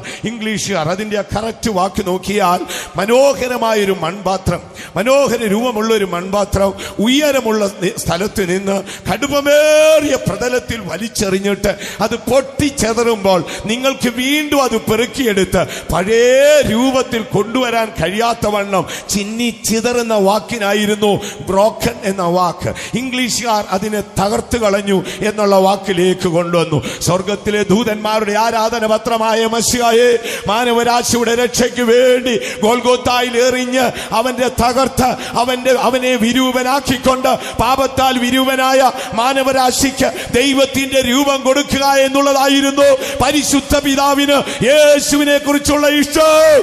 അവന്റെ ഇഷ്ടത്താൽ, പരിശുദ്ധ പിതാവിന്റെ ഇഷ്ടത്താൽ, ആ കാൽവരിയുടെ മരണത്താലാണ് നിത്യരക്ഷയുടെ കവാടം സ്വർഗം നമുക്ക് തുറന്നു തന്നത്. അത് വിശ്വസിക്കുന്നവർ കരങ്ങൾ ഉയർത്തി ശക്തിയായിട്ട് ഒരു ഹല്ലേലൂയ പറഞ്ഞോട്ടെ. അപ്പോൾ പരിശുദ്ധ പിതാവിന് യേശുവിനെ കുറിച്ചുള്ള ഇഷ്ടത്തിന്റെ ഒന്നാമത്തെ വാക്ക് അവനെ അങ്ങ് തകർത്ത് കളഞ്ഞെന്നാ പറഞ്ഞത്. തകർത്ത് കളഞ്ഞു. മൺപാത്രം എടുത്ത് പ്രതലത്തിൽ വലിയ കടുപ്പമുള്ള പ്രതലത്തിൽ എറിഞ്ഞ് പൊട്ടിച്ചതറിക്കും പോലെ അവനെ തകർത്ത് കളഞ്ഞ് യെശയ്യാ പറഞ്ഞു, അവനെ കണ്ടാൽ മനുഷ്യനല്ലെന്ന് തോന്നുമാറ് വിരൂപനായി. പാപത്താൽ മാനവരാശിക്ക് നഷ്ടപ്പെട്ടു പോയ ദൈവീക രൂപം തിരികെ കൊടുക്കേണ്ടതിന് മനുഷ്യന്റെ അകൃത്യത്താൽ വിരൂപനായ മശിഹായുടെ വിരൂപമാണ് പ്രിയ ദൈവവൈതലേ നമ്മെ ദൈവത്തിന് സ്വരൂപമാക്കി തീർത്തത്. രണ്ടാമത്തേത് എന്തെന്ന് ചോദിച്ചാൽ, വിശുദ്ധ തിരുവെഴുത്തിൽ വരുമ്പോൾ നമ്മുടെ മശിഹാ തമ്പുരാൻ ഭൂമിയിൽ ഇരിക്കുമ്പോൾ അദ്ദേഹം തന്നെ പറയുകയാണ്, അവനെ നോക്കി വിശ്വസിച്ച് രക്ഷ പ്രാപിക്കണമെന്നുള്ളതാണ് അവനെ അയച്ച പിതാവിന്റെ ഇഷ്ടം. യോഹന്നാന്റെ സുവിശേഷം 6-ാം അധ്യായം അതിന്റെ 40-ാം വാക്യം വായിച്ചാട്ട്. യോഹന്നാൻ 6:40. പുത്രനെ നോക്കിക്കൊണ്ട് അവനിൽ വിശ്വസിക്കുന്ന ഏവനും നിത്യജീവൻ ഉണ്ടാകണമെന്നുള്ളതാണ് എന്റെ പിതാവിന്റെ ഇഷ്ടം. സ്വർഗത്തിൽ നിന്ന് താണലോകത്തിലേക്ക് വന്ന മശിഹായേ, ഈ ലോകത്തിലേക്ക് നിന്നെ അയച്ച നിന്റെ പരിശുദ്ധ പിതാവിന്റെ ഹിതം എന്തെന്ന് ചോദിച്ചാൽ, ഒന്ന്, അവനെ തകർത്ത് കളയണം, നീതിയുടെ വഴി അവനാൽ തുറക്കണം, അടയപ്പെട്ട സ്വർഗത്തിന്റെ കവാടം അവനാൽ തുറക്കണം. അവിടെയും തീരുന്നില്ല. കഴിഞ്ഞ 2000 വർഷമായി മാനവരാശിയോട് തിരുവെഴുത്ത് വിളിച്ചു പറഞ്ഞു, അവനെ നോക്കി വിശ്വസിക്കുന്ന ഏവനും. ഒന്നുകൂടെ വായിച്ച് നിർത്തി വായിച്ച. പുത്രനെ നോക്കിക്കൊണ്ട് അവനിൽ വിശ്വസിക്കുന്ന ഏവനും നിത്യജീവൻ. ഏവനും കോമൺ വാക്കാണ്. ഏവനും അതാരും ആയിക്കൊള്ളണം. കർത്താവായ യേശുവിനെ പിതാവ് ലോകത്തിൽ അയക്കുമ്പോൾ ആകാശത്തിനും ഭൂമിക്കും മധ്യേ തൂക്കി. നിങ്ങൾ മുഴു ഭൂഖണ്ഡത്തിന്റെയും രൂപമെടുത്ത് നോക്കിയാൽ ഭൂമിയുടെ മധ്യഭാഗത്താണ് നമ്മുടെ മശിഹാ തമ്പുരാൻ തൂങ്ങിയത്. ആകാശത്തിനും ഭൂമിക്കും മധ്യേ തൂങ്ങി മശിഹാ ക്രൂശിക്കപ്പെടുന്നതിന് 1500 വർഷങ്ങൾക്ക് മുൻപ് കുഞ്ഞാടിന്റെ നിലത്താൽ മിസ്രൈമിൽ നിന്ന് രക്ഷപ്പെട്ട് ആഴമേറിയ ചെങ്കടൽ കടന്ന് വിതയും കൊയ്ത്തുമില്ലാത്ത മരുഭൂമിയിൽ യാത്ര ചെയ്ത് ഇസ്രായേൽ വരുമ്പോൾ ഒരു ദിവസം പാളയത്തിൽ അഗ്നിസർപ്പം വന്നു. അഗ്നിസർപ്പത്തിന്റെ കടിയേറ്റ് പലരും പിടഞ്ഞു. 100 കണക്കിന് ആളുകൾ വീണു മരിച്ചു. അവരോടി മോശയുടെ അടുക്കൽ വന്നു. മോശേ, ഞങ്ങൾ യഹോവയോട് പാപം ചെയ്തു പോയി, സോറി, ഞങ്ങളെ രക്ഷിക്കണമേ. മോശ ദൈവത്തോട് ചോദിച്ചു, ഞാൻ എന്താണ് ചെയ്യേണ്ടത്? നീ താമരം കൊണ്ടൊരു സർപ്പത്തെ ഉണ്ടാക്കണം. താമരം കൊണ്ട് ഒരു സർപ്പത്തെ ഉണ്ടാക്കി നീ കൂടാരവാതിക്കൽ തൂക്കണം. അതിങ്ങനെ കൊടിമരത്തിൽ കിടക്കുകയാണ്. സർപ്പം എന്നത് ശാപരൂപമാണ്, താമരം എന്നത് ന്യായവിധിയാണ്. ന്യായവിധിയേറ്റ സർപ്പരൂപമായ ഒരു രൂപം പാളയത്തിന്റെ കൂടാരവാതിക്കൽ നിൽക്കുന്നു. 22 മൈൽ ചുറ്റളവിൽ മരുഭൂമിയിൽ കിടക്കുന്ന ഇസ്രായേലിൽ ആരെങ്കിലും അഗ്നിസർപ്പത്തിന്റെ കടിയേറ്റാൽ ഉടനെ അവൻ ആ താമര സർപ്പത്തെ നോക്കും, ഉടനെ അവൻ രക്ഷ പ്രാപിക്കും. ഇത് ദൈവം ഇസ്രായേലിന് കൊടുത്തു. താമരം എന്നത് ന്യായവിധിയാണ്, സർപ്പം എന്നത് ശാപമാണ്. നമ്മുടെ മശിഹാ ഭൂമിയിൽ ഇരിക്കുമ്പോൾ ഒരു ദിവസം യഹൂദന്മാരുടെ പ്രമാണികളിലായ ഒരുവനായ നിക്കോദീമോസ് ഒരു സന്ധ്യായാമത്തിങ്കൽ യേശുവിന്റെ അടുക്കൽ വന്നു. ഗുരു, നിന്റെ ആഗമന ലക്ഷ്യം എന്താണ്? നീ റോമക്കാരെ ഓടിക്കുമോ? ദാവീദിന്റെ കൂടാരം നീ എഴുന്നേൽപ്പിക്കുമോ? നിന്റെ സിംഹാസനം സ്ഥാപിക്കുമോ? ആഗ്രഹങ്ങളുടെയും അഭിലാഷത്തിന്റെയും കെട്ടുകൾ അഴിച്ച് ഇദ്ദേഹം സംസാരിക്കുക. സംസാരത്തിനിടയിൽ യേശു പെട്ടെന്ന് കയറി പറഞ്ഞു, മോശ മരുഭൂമിയിൽ താമര സർപ്പത്തെ ഉയർത്തിയതുപോലെ മനുഷ്യപുത്രൻ ഉയർത്തപ്പെടും. എന്തിന്? അവനെ നോക്കി വിശ്വസിക്കുന്ന ഏവനും രക്ഷിക്കപ്പെടുവാൻ. സ്വർഗത്തിൽ പിതാവിന്റെ വലത്ത് ഭാഗത്ത് വചനവും മഹിമയും തേജസ്സുമായിരുന്നവൻ മനുഷ്യാവതാരമെടുത്ത് ലോകത്തിൽ വരുമ്പോൾ അവനെക്കുറിച്ചുള്ള പിതാവിന്റെ ഇഷ്ടം, അവൻ തകർക്കപ്പെടണം. അവൻ വിരൂപനായാലേ മനുഷ്യന് ദൈവരൂപം കിട്ടത്തുള്ളൂ. രണ്ടാമതെന്താണ്? ആ ഉയർത്തപ്പെട്ട ആ താമ്രസർപ്പമായ മശിഹായെ നോക്കി ഏവനും രക്ഷപ്പെടാം. ആര്യനോ ദ്രാവിഡനോ ഇസ്ലാമികനോ ഹൈന്ദവനോ യഹൂദനോ ധനവാനോ ദരിദ്രനോ ആണോ പെണ്ണോ ആരുമായിക്കൊള്ളട്ടെ, ആകാശത്തിനും ഭൂമിക്കും മധ്യേ മാനവരാശിയുടെ രക്ഷയ്ക്ക് വേണ്ടി ക്രൂശിക്കപ്പെട്ട യേശുവിന്റെ ക്രൂശിനെ നോക്കിയാൽ അവന് രക്ഷ കൊടുക്കുക എന്നുള്ളത് പരിശുദ്ധ പിതാവിന്റെ ഹിതമോ. വിശ്വസിക്കുന്നവർ കരങ്ങൾ ഉയർത്തി ശക്തിയായിട്ട് ഒരു ഹല്ലേലൂയ പറഞ്ഞാട്ടെ. അതാണ് പരിശുദ്ധ പിതാവിന്റെ ഇഷ്ടം, രണ്ടാമത്തെ ഇഷ്ടം. ഇനി മൂന്നാമത്തെ ഇഷ്ടം എന്താണ്? യോഹന്നാന്റെ സുവിശേഷത്തിലേക്ക് വന്നാട്ട് 6-ാം അധ്യായം 39-ാം വാക്യം. യോഹന്നാന്റെ സുവിശേഷം 6:39. അവൻ എനിക്ക് തന്നതിൽ ഒന്നും ഞാൻ കളയാതെ എല്ലാം ഒടുക്കത്തെ നാളിൽ എനിക്ക് തന്നതിനെ ഒന്നിനെയും കളയാതെ അടുത്തത് ഉയർത്തെഴുന്നേൽപ്പിക്കണം എന്നാകുന്നു. ഒടുക്കത്തെ നാളിൽ പുനരുത്ഥാനത്തിന്റെ നാളിൽ ഉയർത്തെഴുന്നേൽപ്പിക്കണം എന്നാകുന്നു എന്നെ അയച്ചവന്റെ ഇഷ്ടം. എന്നെ അയച്ചവന്റെ ഇഷ്ടം. യേശു പറയുകയാണ്, കർത്താവായ യേശു ലോകത്തിൽ വന്നപ്പോൾ യേശുവിനെ കുറിച്ചുള്ള പരിശുദ്ധ പിതാവിന്റെ ഹിതമാണ്. നമുക്കിനി നമ്മെ കുറിച്ചുള്ള ദൈവ ഇഷ്ടം എന്താണെന്ന് നോക്കണം. സമയം അതിവേഗം പോയിക്കൊണ്ടിരിക്കുകയാണ്. വിശദമായി ചിന്തിപ്പാൻ നമുക്ക് സമയം പോരാ. യേശുവിനെ കുറിച്ചുള്ള ദൈവ ഇഷ്ടം ഒന്ന്, അവൻ തകർക്കപ്പെട്ട് അവന്റെ തകർച്ചയാൽ മാനവരാശിക്ക് ദൈവസ്വരൂപം കൊടുത്ത് സ്വർഗ കവാടങ്ങളെ തുറന്ന് ജീവവൃക്ഷത്തിലേക്കുള്ള വഴി തുറന്നു കൊടുക്കണം. രണ്ടാമത് 1900 വർഷങ്ങൾക്കപ്പുറം പാലസ്തീൻ നാടുകളുടെ അതിർത്തിയിൽ ഇസ്രായേലില് ഗോൽഗോത്തായിൽ തൂക്കപ്പെട്ട ഈ മശിഹായെ ഭൂമിയുടെ ഏത് ദിക്കിൽ നിന്ന് നോക്കി വിശ്വസിക്കുന്നവൻ, കറുത്തവനോ വെളുത്തവനോ ആഫ്രിക്കക്കാരനോ അമേരിക്കക്കാരനോ ആര്യനോ ദ്രാവിഡനോ ധനവാനോ ദരിദ്രനോ ആരുമായിക്കൊള്ളട്ടെ, അവനെ നോക്കി വിശ്വസിക്കുന്ന ഏവനും രക്ഷപ്പെടണം. അവിടെയും തീരുന്നില്ല. മൂന്നാമത് യേശു പറയുകയാണ്, ഒടുക്കത്തെ നാളിൽ പുനരുത്ഥാനത്തിന്റെ നാളിൽ എന്റെ പക്കൽ ഏൽപ്പിച്ച എല്ലാവരെയും ഉയർപ്പിക്കണമെന്നാണ് എന്റെ പരിശുദ്ധ പിതാവിന്റെ ഇഷ്ടം. താണലോകത്തിലേക്ക് മശിഹായെ അയക്കുമ്പോൾ മഹത്വമേറിയ ഒരു ദൗത്യം ഏൽപ്പിച്ചുകൊണ്ട് നീതിയുള്ള പരിശുദ്ധ പിതാവ് തന്നെ അയക്കുകയാണ്. അതിലേറ്റവും വലുത്, അവൻ തകർക്കപ്പെട്ടു, അവനെ നോക്കി വിശ്വസിക്കുന്നവൻ രക്ഷിക്കപ്പെടണം. ഇനി മൂന്നാമത്തെ ഇതുവരെ നടന്നിട്ടില്ല, അത് നടക്കും. ഈ കൃപായുഗത്തിന്റെ അന്ത്യത്തിൽ നടക്കും. കർത്താവ് താൻ ഗംഭീരനാദത്തോടെ, പ്രധാന ദൂതന്റെ ശബ്ദത്തോടെ, ദൈവത്തിന്റെ കാഹളത്തോടെ സ്വർഗത്തിൽ നിറങ്ങി വരുമ്പോൾ മരിച്ച വിശുദ്ധന്മാർ ഉയർക്കും, ജീവനുള്ളവർ രൂപാന്തരപ്പെടും. അതെന്തെന്ന് ചോദിച്ചാൽ പരിശുദ്ധ പിതാവിന്റെ ഇഷ്ടമാണ്. പ്രധാന ലോകത്തിലേക്ക് അയച്ച നമ്മുടെ കർത്താവായ യേശു ക്രിസ്തുവിൽ കൂടെ നീതിയുള്ള പരിശുദ്ധ പിതാവിന്റെ ഏറ്റവും വലിയൊരു ഇഷ്ടമായ കാര്യം മരണത്തിൽ നമ്മെ ഉയർപ്പിക്കാനാണ്. നമ്മെ രക്ഷിച്ചവൻ, നമ്മെ നീതീകരിച്ചവൻ, നമ്മെ പാപക്കറകളെ കഴുകിക്കളഞ്ഞവൻ, ഇന്നുവരെയും ദൈവകൃപയിൽ നിലനിർത്തിയവൻ, ആ പിതാവിന് അതിനിഷ്ടം തോന്നിയെങ്കിൽ കാഹളധ്വനിയോടെ മടങ്ങി വരുന്ന ദിവസം അവന്റെ ഇഷ്ടത്താൽ നമ്മളെ ഉയർപ്പിക്കും. വിശ്വസിക്കുന്നവർ കരങ്ങൾ ഉയർത്തി ശക്തിയായിട്ട് ഒരു ഹല്ലേലൂയ പറഞ്ഞോട്ടെ. സത്യമാണ് ദൈവമക്കളെ, രക്ഷിപ്പാൻ, അവനെ തകർക്കാൻ പിതാവിന് ഇഷ്ടമാണെങ്കിൽ നമ്മളെ ഉയർപ്പിക്കാനും നമ്മുടെ പരിശുദ്ധ പിതാവിന് ഇഷ്ടവും. തിരുവെഴുത്ത് പഠിച്ചാൽ രക്ഷാ സുവിശേഷകൻ അല്ലെങ്കിൽ യോഹന്നാൻ തന്റെ സുവിശേഷത്തിൽ നീണ്ട അനേക കാര്യങ്ങൾ എഴുതുന്നു. തൽക്കാലം നമുക്ക് അവിടെ നിർത്താം. ഇനി നമ്മെക്കുറിച്ചുള്ള ദൈവ ഇഷ്ടം എന്ത് എന്നുള്ള ഭാഗത്തേക്ക് വരാം. സമയം അതിവേഗം പോകുന്നു സഹോദരങ്ങളെ. നമ്മെക്കുറിച്ച് എന്താണ് ദൈവ ഇഷ്ടം? നമ്മൾ മുമ്പേ ഒരു വാക്ക് വായിച്ചല്ലോ, ദൈവ ഇഷ്ടം ചെയ്ത് വാഗ്ദത്തം പ്രാപിക്കണം. വിശ്വാസത്താലും ദീർഘക്ഷമയാലും വാഗ്ദത്തം പ്രാപിക്കുക എന്നുള്ളത് കഴിഞ്ഞ 2 രാത്രികളിൽ ചിന്തിച്ചുകൊണ്ടിരുന്നു. അപ്പോൾ ഇന്ന് രാത്രിയിൽ നമുക്ക് ചിന്തിക്കേണ്ടത്, നമുക്ക് ദൈവ ഇഷ്ടം ചെയ്യണം. ഇതാ ഞാൻ വരുന്നു നിന്റെ ഇഷ്ടം ചെയ്യുവാനെന്ന് പറഞ്ഞ് നമ്മുടെ വാഴ്ത്തപ്പെട്ട മശിഹാ തമ്പുരാൻ ഗോൽഗോത്തായിലേക്ക് പോകും പോലെ ഈ രാത്രിയിൽ നമുക്കൊരു സമർപ്പണം എടുക്കണം, ചെയ്യണം. എന്താണ്? കർത്താവേ, ഇതാ ഞാൻ വരുന്നു നിന്റെ ഇഷ്ടം ചെയ്യാൻ. എന്തായിരിക്കും നമ്മെക്കുറിച്ചുള്ള ദൈവത്തിന്റെ ഇഷ്ടം? മനസാക്ഷിയുടെ നിർമ്മലത സൂക്ഷിക്കുന്നവർക്ക് ദൈവ ഇഷ്ടത്തിന്റെ ആഴങ്ങൾ ആരാഞ്ഞറിയാനൊക്കത്തുള്ളൂ. നന്നായി ശ്രദ്ധിച്ചാൽ. വർഷങ്ങൾക്ക് മുമ്പ് ഒരു നാൾ ഞാനൊരു എറണാകുളത്തു നിന്നൊരു മീറ്റിങ്ങിന് പ്രസംഗിപ്പാൻ തിരുവല്ലായിൽ വരുമ്പോൾ അവിടെ മരിച്ചുപോയ അമ്മച്ചി ഉണ്ടായി. ഞാൻ അമ്മച്ചിയുടെ മുറിയിൽ കയറി ചെല്ലുമ്പോൾ പെട്ടെന്ന് അമ്മച്ചി ഒരു വാക്ക് പറഞ്ഞു, പ്രാർത്ഥിക്കുന്നവനെ മനസാക്ഷി സൂക്ഷിക്കാനൊക്കൂ, മനസാക്ഷി സൂക്ഷിക്കുന്നവനെ ദൈവത്തോട് അടുത്തിയെല്ലാനൊക്കൂ, ദൈവത്തോട് അടുത്തിയെല്ലുന്നവനെ ദൈവ ഇഷ്ടം ആരാഞ്ഞറിയാനൊക്കത്തുള്ളൂ. ഞാൻ അമ്പരന്ന് പോയി. ഒറ്റ വാക്കിൽ പറഞ്ഞു നിർത്തി. പ്രാർത്ഥിക്കുന്നവനെ മനസാക്ഷി സൂക്ഷിക്കാനൊക്കൂ, സത്യമല്ലേ? മനസാക്ഷി സൂക്ഷിക്കുന്നവനെ ദൈവത്തോട് അടുത്തിയെല്ലാനൊക്കത്തുള്ളൂ. ദൈവത്തോട് അടുത്തിയെല്ലുന്നവനെ ദൈവത്തിന്റെ ഹിതം ആരാഞ്ഞറിയാൻ കഴിയത്തുള്ളൂ. വർഷം പലത് കടന്നുപോയി, ഒരു 10 കൊല്ലം മുമ്പാണെന്ന് തോന്നുന്നു. പക്ഷെ ഇന്ന് എൻ്റെ മനസ്സിൽ ആ വരികൾ എഴുതി ചേർത്തിട്ടുണ്ട്.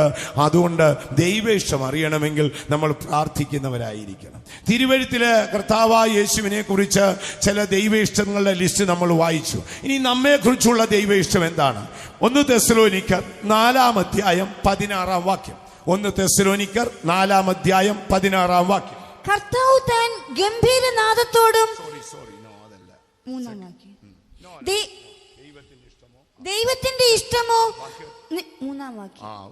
1 തെസ്സലോനിക്കർ 4:3 വായിച്ചാണ്. ദൈവത്തിന്റെ ഇഷ്ടമോ നിങ്ങളുടെ ശുദ്ധീകരണം തന്നെ. സഹോദരങ്ങളെ, ഇനി നമുക്ക് പെരിയ ആഴത്തിലിറങ്ങി നമ്മുടെ കാര്യം ഒന്ന് ആരാഞ്ഞു നോക്കാം. കർത്താവായ യേശു പിതാവിന്റെ ഹിതം ചെയ്ത് നിത്യതയിലേക്ക് യാത്രയായി. ശേഷിപ്പുള്ള നമ്മൾ ഇന്ന് ലോകത്തിൽ ജീവിക്കുകയാണ്. കഴിഞ്ഞ കാലങ്ങൾ എന്തൊക്കെയോ നമ്മൾ ചെയ്തു കൂട്ടി എന്നുള്ളത് സത്യമാണ്. പക്ഷെ അതിൽ എത്രമാത്രം ദൈവ ഇഷ്ടമുണ്ടെന്നുള്ളത് അറിയണം. ദൈവ ഇഷ്ടം അറിയാതെ നമ്മൾ എങ്ങനെങ്കിലുമൊക്കെ കയറി ഓടിയാൽ, പണ്ട് നമ്മുടെ ഒരു ഷൈനി അബ്രഹാം ആണെന്ന് തോന്നുന്നല്ലോ, ഓടി ട്രാക്ക് തെറ്റിച്ചോടി ലോകം മുഴുവൻ ജയിച്ചെന്ന് പറഞ്ഞു. അവസാനം ഔട്ടായപ്പോഴാണ് അറിയുന്നത് ഓടേണ്ട വഴിയിലല്ല ഓടിയെന്ന്. അതുകൊണ്ട് ഞാൻ നിങ്ങളോട് പറയാം, അത്യാവശ്യം ഒത്തിരി കാര്യമൊന്നും ബലമായി പറഞ്ഞു ചെയ്യത്തില്ല. ഇന്നലെ തന്നെ പലരുടെയും മനസമാധാനം പോയിരിക്കുകയാണ്. ഇന്ന് മനസമാധാനം പോകുന്ന ഒരു കാര്യവും പറയത്തില്ല, പേടിക്കേണ്ട പ്രിയമുള്ളവരെ. എന്നാലും അത്യാവശ്യം ഒന്ന് രണ്ട് കാര്യം പറഞ്ഞാൽ, അപ്പോസ്തലനായ പൗലോസ് തെസ്സലോനിക്കയിലുള്ള വിശുദ്ധന്മാർക്ക് ലേഖനം മുഖാന്തരം എഴുതുമ്പോൾ അദ്ദേഹം പറയുകയാണ്, ദൈവത്തിന്റെ ഇഷ്ടമോ നിങ്ങളുടെ ശുദ്ധീകരണം, നിങ്ങളെല്ലാം വിശുദ്ധരാകണമെന്നുള്ളത് ദൈവത്തിന്റെ ഇഷ്ടം. അതെങ്ങനെ നടക്കും? ഭക്തനായ യോബ് ഒരു ദിവസം അനർത്ഥങ്ങളുടെ ഘോഷയാത്ര തന്റെ പ്രാണനെ പിൻഗമിച്ച്, തന്റെ സ്നേഹിതർ വന്ന് തന്നെ ദുഷിച്ച്, ശരീരം മുഴുവൻ വ്രണപ്പാടുകൾ പിടിച്ച്, സന്താനങ്ങളെല്ലാം മരിച്ച്, സമ്പത്തെല്ലാം നഷ്ടപ്പെട്ടിരിക്കുമ്പോൾ ജോബ് ഒരു ദിവസം തന്റെ സംഭാഷണത്തിൽ സ്നേഹിതരോ ജോബോ ഒരുവൻ പറയുന്നൊരു വാക്കുണ്ട്, അശുദ്ധനിൽ നിന്ന് ജനിച്ച വിശുദ്ധന്മാരാരെങ്കിലും ഉണ്ടോ ലോകത്തിൽ? ഇല്ല ദൈവമക്കളെ, അശുദ്ധനിൽ നിന്ന് ജനിച്ച വിശുദ്ധനാരും ലോകത്തിൽ. നമ്മളെല്ലാം അശുദ്ധിയിൽ നിന്ന് ജനിച്ച അശുദ്ധരാണ്.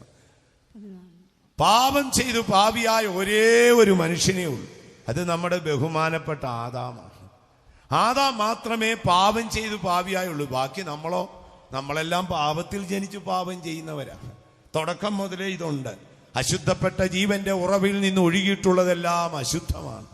ആകയാൽ അശുദ്ധനിൽ നിന്ന് ജനിച്ച ഒരു വിശുദ്ധനില്ല എന്ന് ഭക്തനായ ജോബ് മനസാക്ഷിയുഗത്തിൽ പ്രഖ്യാപിച്ചിട്ടുണ്ട്. പിന്നെ എങ്ങനെ നമുക്ക് ഈ വിശുദ്ധരാകാൻ നോക്കുന്നത്? വിശുദ്ധന്മാരെന്നൊക്കെ പൗലോസ്ലീഹ ലേഖനത്തിൽ എഴുതിയിട്ടുണ്ട്. പാസ്റ്റർമാരെ കാണുമ്പോഴും നാട്ടുകാരും ദൈവമക്കളും ഒക്കെ വിശുദ്ധന്മാർ പോന്നെന്ന് പറയും. ഉള്ളിൽ എന്താ ചിന്തിക്കുന്ന അറിഞ്ഞുകൂടാ, എങ്കിൽ പോലും വിശുദ്ധന്മാരെന്നൊക്കെ പറയാം. പോട്ടെ ദൈവമക്കളെ, നമുക്ക് എങ്ങനെ വിശുദ്ധരാകാം എന്നുള്ളതാണ് ചിന്താ വിഷയം. എന്താണ് ഈ വിശുദ്ധി എന്ന വിഷയം നമ്മൾ പഠിക്കുമ്പോൾ ശ്രദ്ധിക്കുക, അശുദ്ധനിൽ നിന്ന് ജനിച്ച ഒരൊറ്റ ഒരു വിശുദ്ധൻ പോലും ഇല്ലെന്നാ പറഞ്ഞത്. ഒരു വിശുദ്ധനും ഇല്ല, എല്ലാവരും അശുദ്ധരാണ്. സകല മനുഷ്യരും പാപം ചെയ്ത് ദൈവതേജസ് പോയി എന്നാണ് ദാവീദ് രാജാവ് പറഞ്ഞിരിക്കുന്നത്. ഒരു നാൾ ദാവീദിനൊരു വലിയ പരാജയം സംഭവിച്ചു. വഞ്ചകനായ പിശാചിന്റെ കണിയിൽ അകപ്പെട്ടുപോയി. അദ്ദേഹം എന്ത് ചെയ്തു? ദുർമോഹത്തിന് വാതിൽ തുറന്നു കൊടുത്തു. തന്റെ വിശ്വസ്തദാസനായ ഊരിയാവിനെ ഉപായത്തിൽ കൊന്നു. അന്തർപുരത്തിലെ രഹസ്യം ആരും അറിയരുതേന്ന് കഴിഞ്ഞു. നാളുകൾ പലതുപോയി. 8 മാസം കഴിഞ്ഞു. 8 മാസമായിട്ടും സ്വന്തം പാപം കണ്ട് പശ്ചാത്തപിക്കത്തില്ലെന്ന് ബോധ്യപ്പെട്ടപ്പോൾ അക്കാലത്തെ നാടോടി പ്രവാചകനായ ഒരു ഭക്തനെ അങ്ങോട്ട് അയച്ചു. അദ്ദേഹം അങ്ങോട്ട് ചെന്നപ്പോൾ ദാവീദി സങ്കീർത്തനമൊക്കെ എഴുതിയ ആളായതുകൊണ്ട് ഒത്തിരി വർത്താനം പറയുന്ന കൂട്ടത്തിലാണ്. നാഥാനെ കണ്ടുടനെ ഒരു സ്റ്റൂളൊക്കെ ഇരിക്കാൻ കൊടുത്തിട്ട് അരമനയിൽ ഇരുന്ന് അങ്ങോട്ട് കെട്ടഴിച്ചു. യഹൂദാ നാടിന്റെയും ഇങ്ങനെ മനോഹരമായി കിടക്കുന്ന യെരൂശലേമിന്റെ മഹത്വമൊക്കെ വാതോരാതെ പറഞ്ഞുകൊണ്ടിരിക്കുകയാണ്. ഈ പറച്ചിലിനിടയിൽ പെട്ടെന്ന് നാഥാൻ കയറി പറഞ്ഞു, നീ ഒരു സംഭവം അറിഞ്ഞു? അതെന്താ പ്രവാചക? ഇവിടെ ഒരു ദരിദ്രനും ധനവാനും തമ്മിൽ അയൽവാസികളാണ്, ഈ ഏരിയയിൽ താമസിക്കുകയാണ്. അപ്പൊ ആ ധനവാന് ഒത്തിരി ആടും മാടും ഒക്കെ ഉണ്ടറാ, ദരിദ്രന് ഒരാട്ടിൻകുട്ടിയേ ഉള്ളൂ, ഒരേ ഒരു ആട്ടിൻകുട്ടി. അപ്പോൾ ആ ധനവാന്റെ വീട്ടിൽ ഒരുത്തൻ വിരുന്നിന് വന്നപ്പോൾ ഈ ദരിദ്രന്റെ ആടിനെ പിടിച്ചു കൊന്നെന്ന്. ദാവീദ് ആട്ടിടയനല്ലേ, അപ്പൻ ഇശായി ആട്ടിടയനല്ലേ? കുഞ്ഞു പ്രായത്തിൽ കുഞ്ഞാടുകളെയൊക്കെ അവിടെ കൊണ്ടുവന്നതും കൂടാരത്തിന് ചുറ്റും ഓടി നടക്കുന്നതും തോളത്തെടുത്തുകൊണ്ട് നടക്കുന്നതൊക്കെ രാജാവിന്റെ ഓർമ്മയിൽ വന്നു. പെട്ടെന്ന് അങ്ങ് എഴുന്നേറ്റു. ആരടാ അങ്ങനെ ഒരുത്തനുണ്ടോ? ധനവാനായവൻ ദരിദ്രന്റെ ആടിനെ പിടിച്ചു കൊന്ന ഒരു ദുഷ്ടനുണ്ടോ? അവൻ മരണയോഗ്യനാണ്, 4 ഇരട്ടി കൊടുക്കണം. എല്ലാം പടപടാന്ന് പറഞ്ഞു. യാഥാർത്ഥ്യം അറിയുമ്പോഴല്ലേ പലരും കുഴയാൻ പോകുന്നു. പലരും പലതും കയറി പറയും. യാഥാർത്ഥ്യം അറിയുമ്പം പിന്നെ വെള്ളം കുടിക്കും. ദൈവമക്കളെ, ദാവീദ് ഏതായാലും അങ്ങ് പറഞ്ഞ് നാഥാൻ കൈകെട്ടി നിന്നു. മനുഷ്യനല്ലേ, എത്രയാലും പേടിയൊക്കെ കാണും. നാഥാൻ പെരിയെ ബെൽറ്റൊക്കെ വലിച്ചൊന്ന് മുറുക്കി പുതച്ച പുതപ്പൊക്കെ അങ്ങ് ശരിക്കൊടുത്തു. അപ്പൊ ഇങ്ങനങ്ങ് 110 നിൽക്കുക. യെരൂശലേമിൽ അങ്ങനെ ഒരുത്തനുണ്ട്, ഇപ്പം പൊക്കിക്കൊണ്ടുവരണം. 8 വലം 2 സൈനികർ വന്നിരിക്കുക, അവനെ കൊണ്ടുവരാനും വിസ്തരിക്കാനും ഒക്കെ. അപ്പൊ ഇദ്ദേഹം അങ്ങോട്ട് ഇറങ്ങി, സ്റ്റെപ്പ് അങ്ങോട്ട് ഇറങ്ങി 3ാമത്തെ സ്റ്റെപ്പ് ഇറങ്ങിയപ്പോ നേരെ കഴിഞ്ഞുകൊണ്ട്, ആ മനുഷ്യൻ നീയാണ്. ആ മനുഷ്യൻ നീ എന്നുള്ള വാക്ക് കേട്ടപ്പോൾ ഞാനോ ചോദ്യമായി.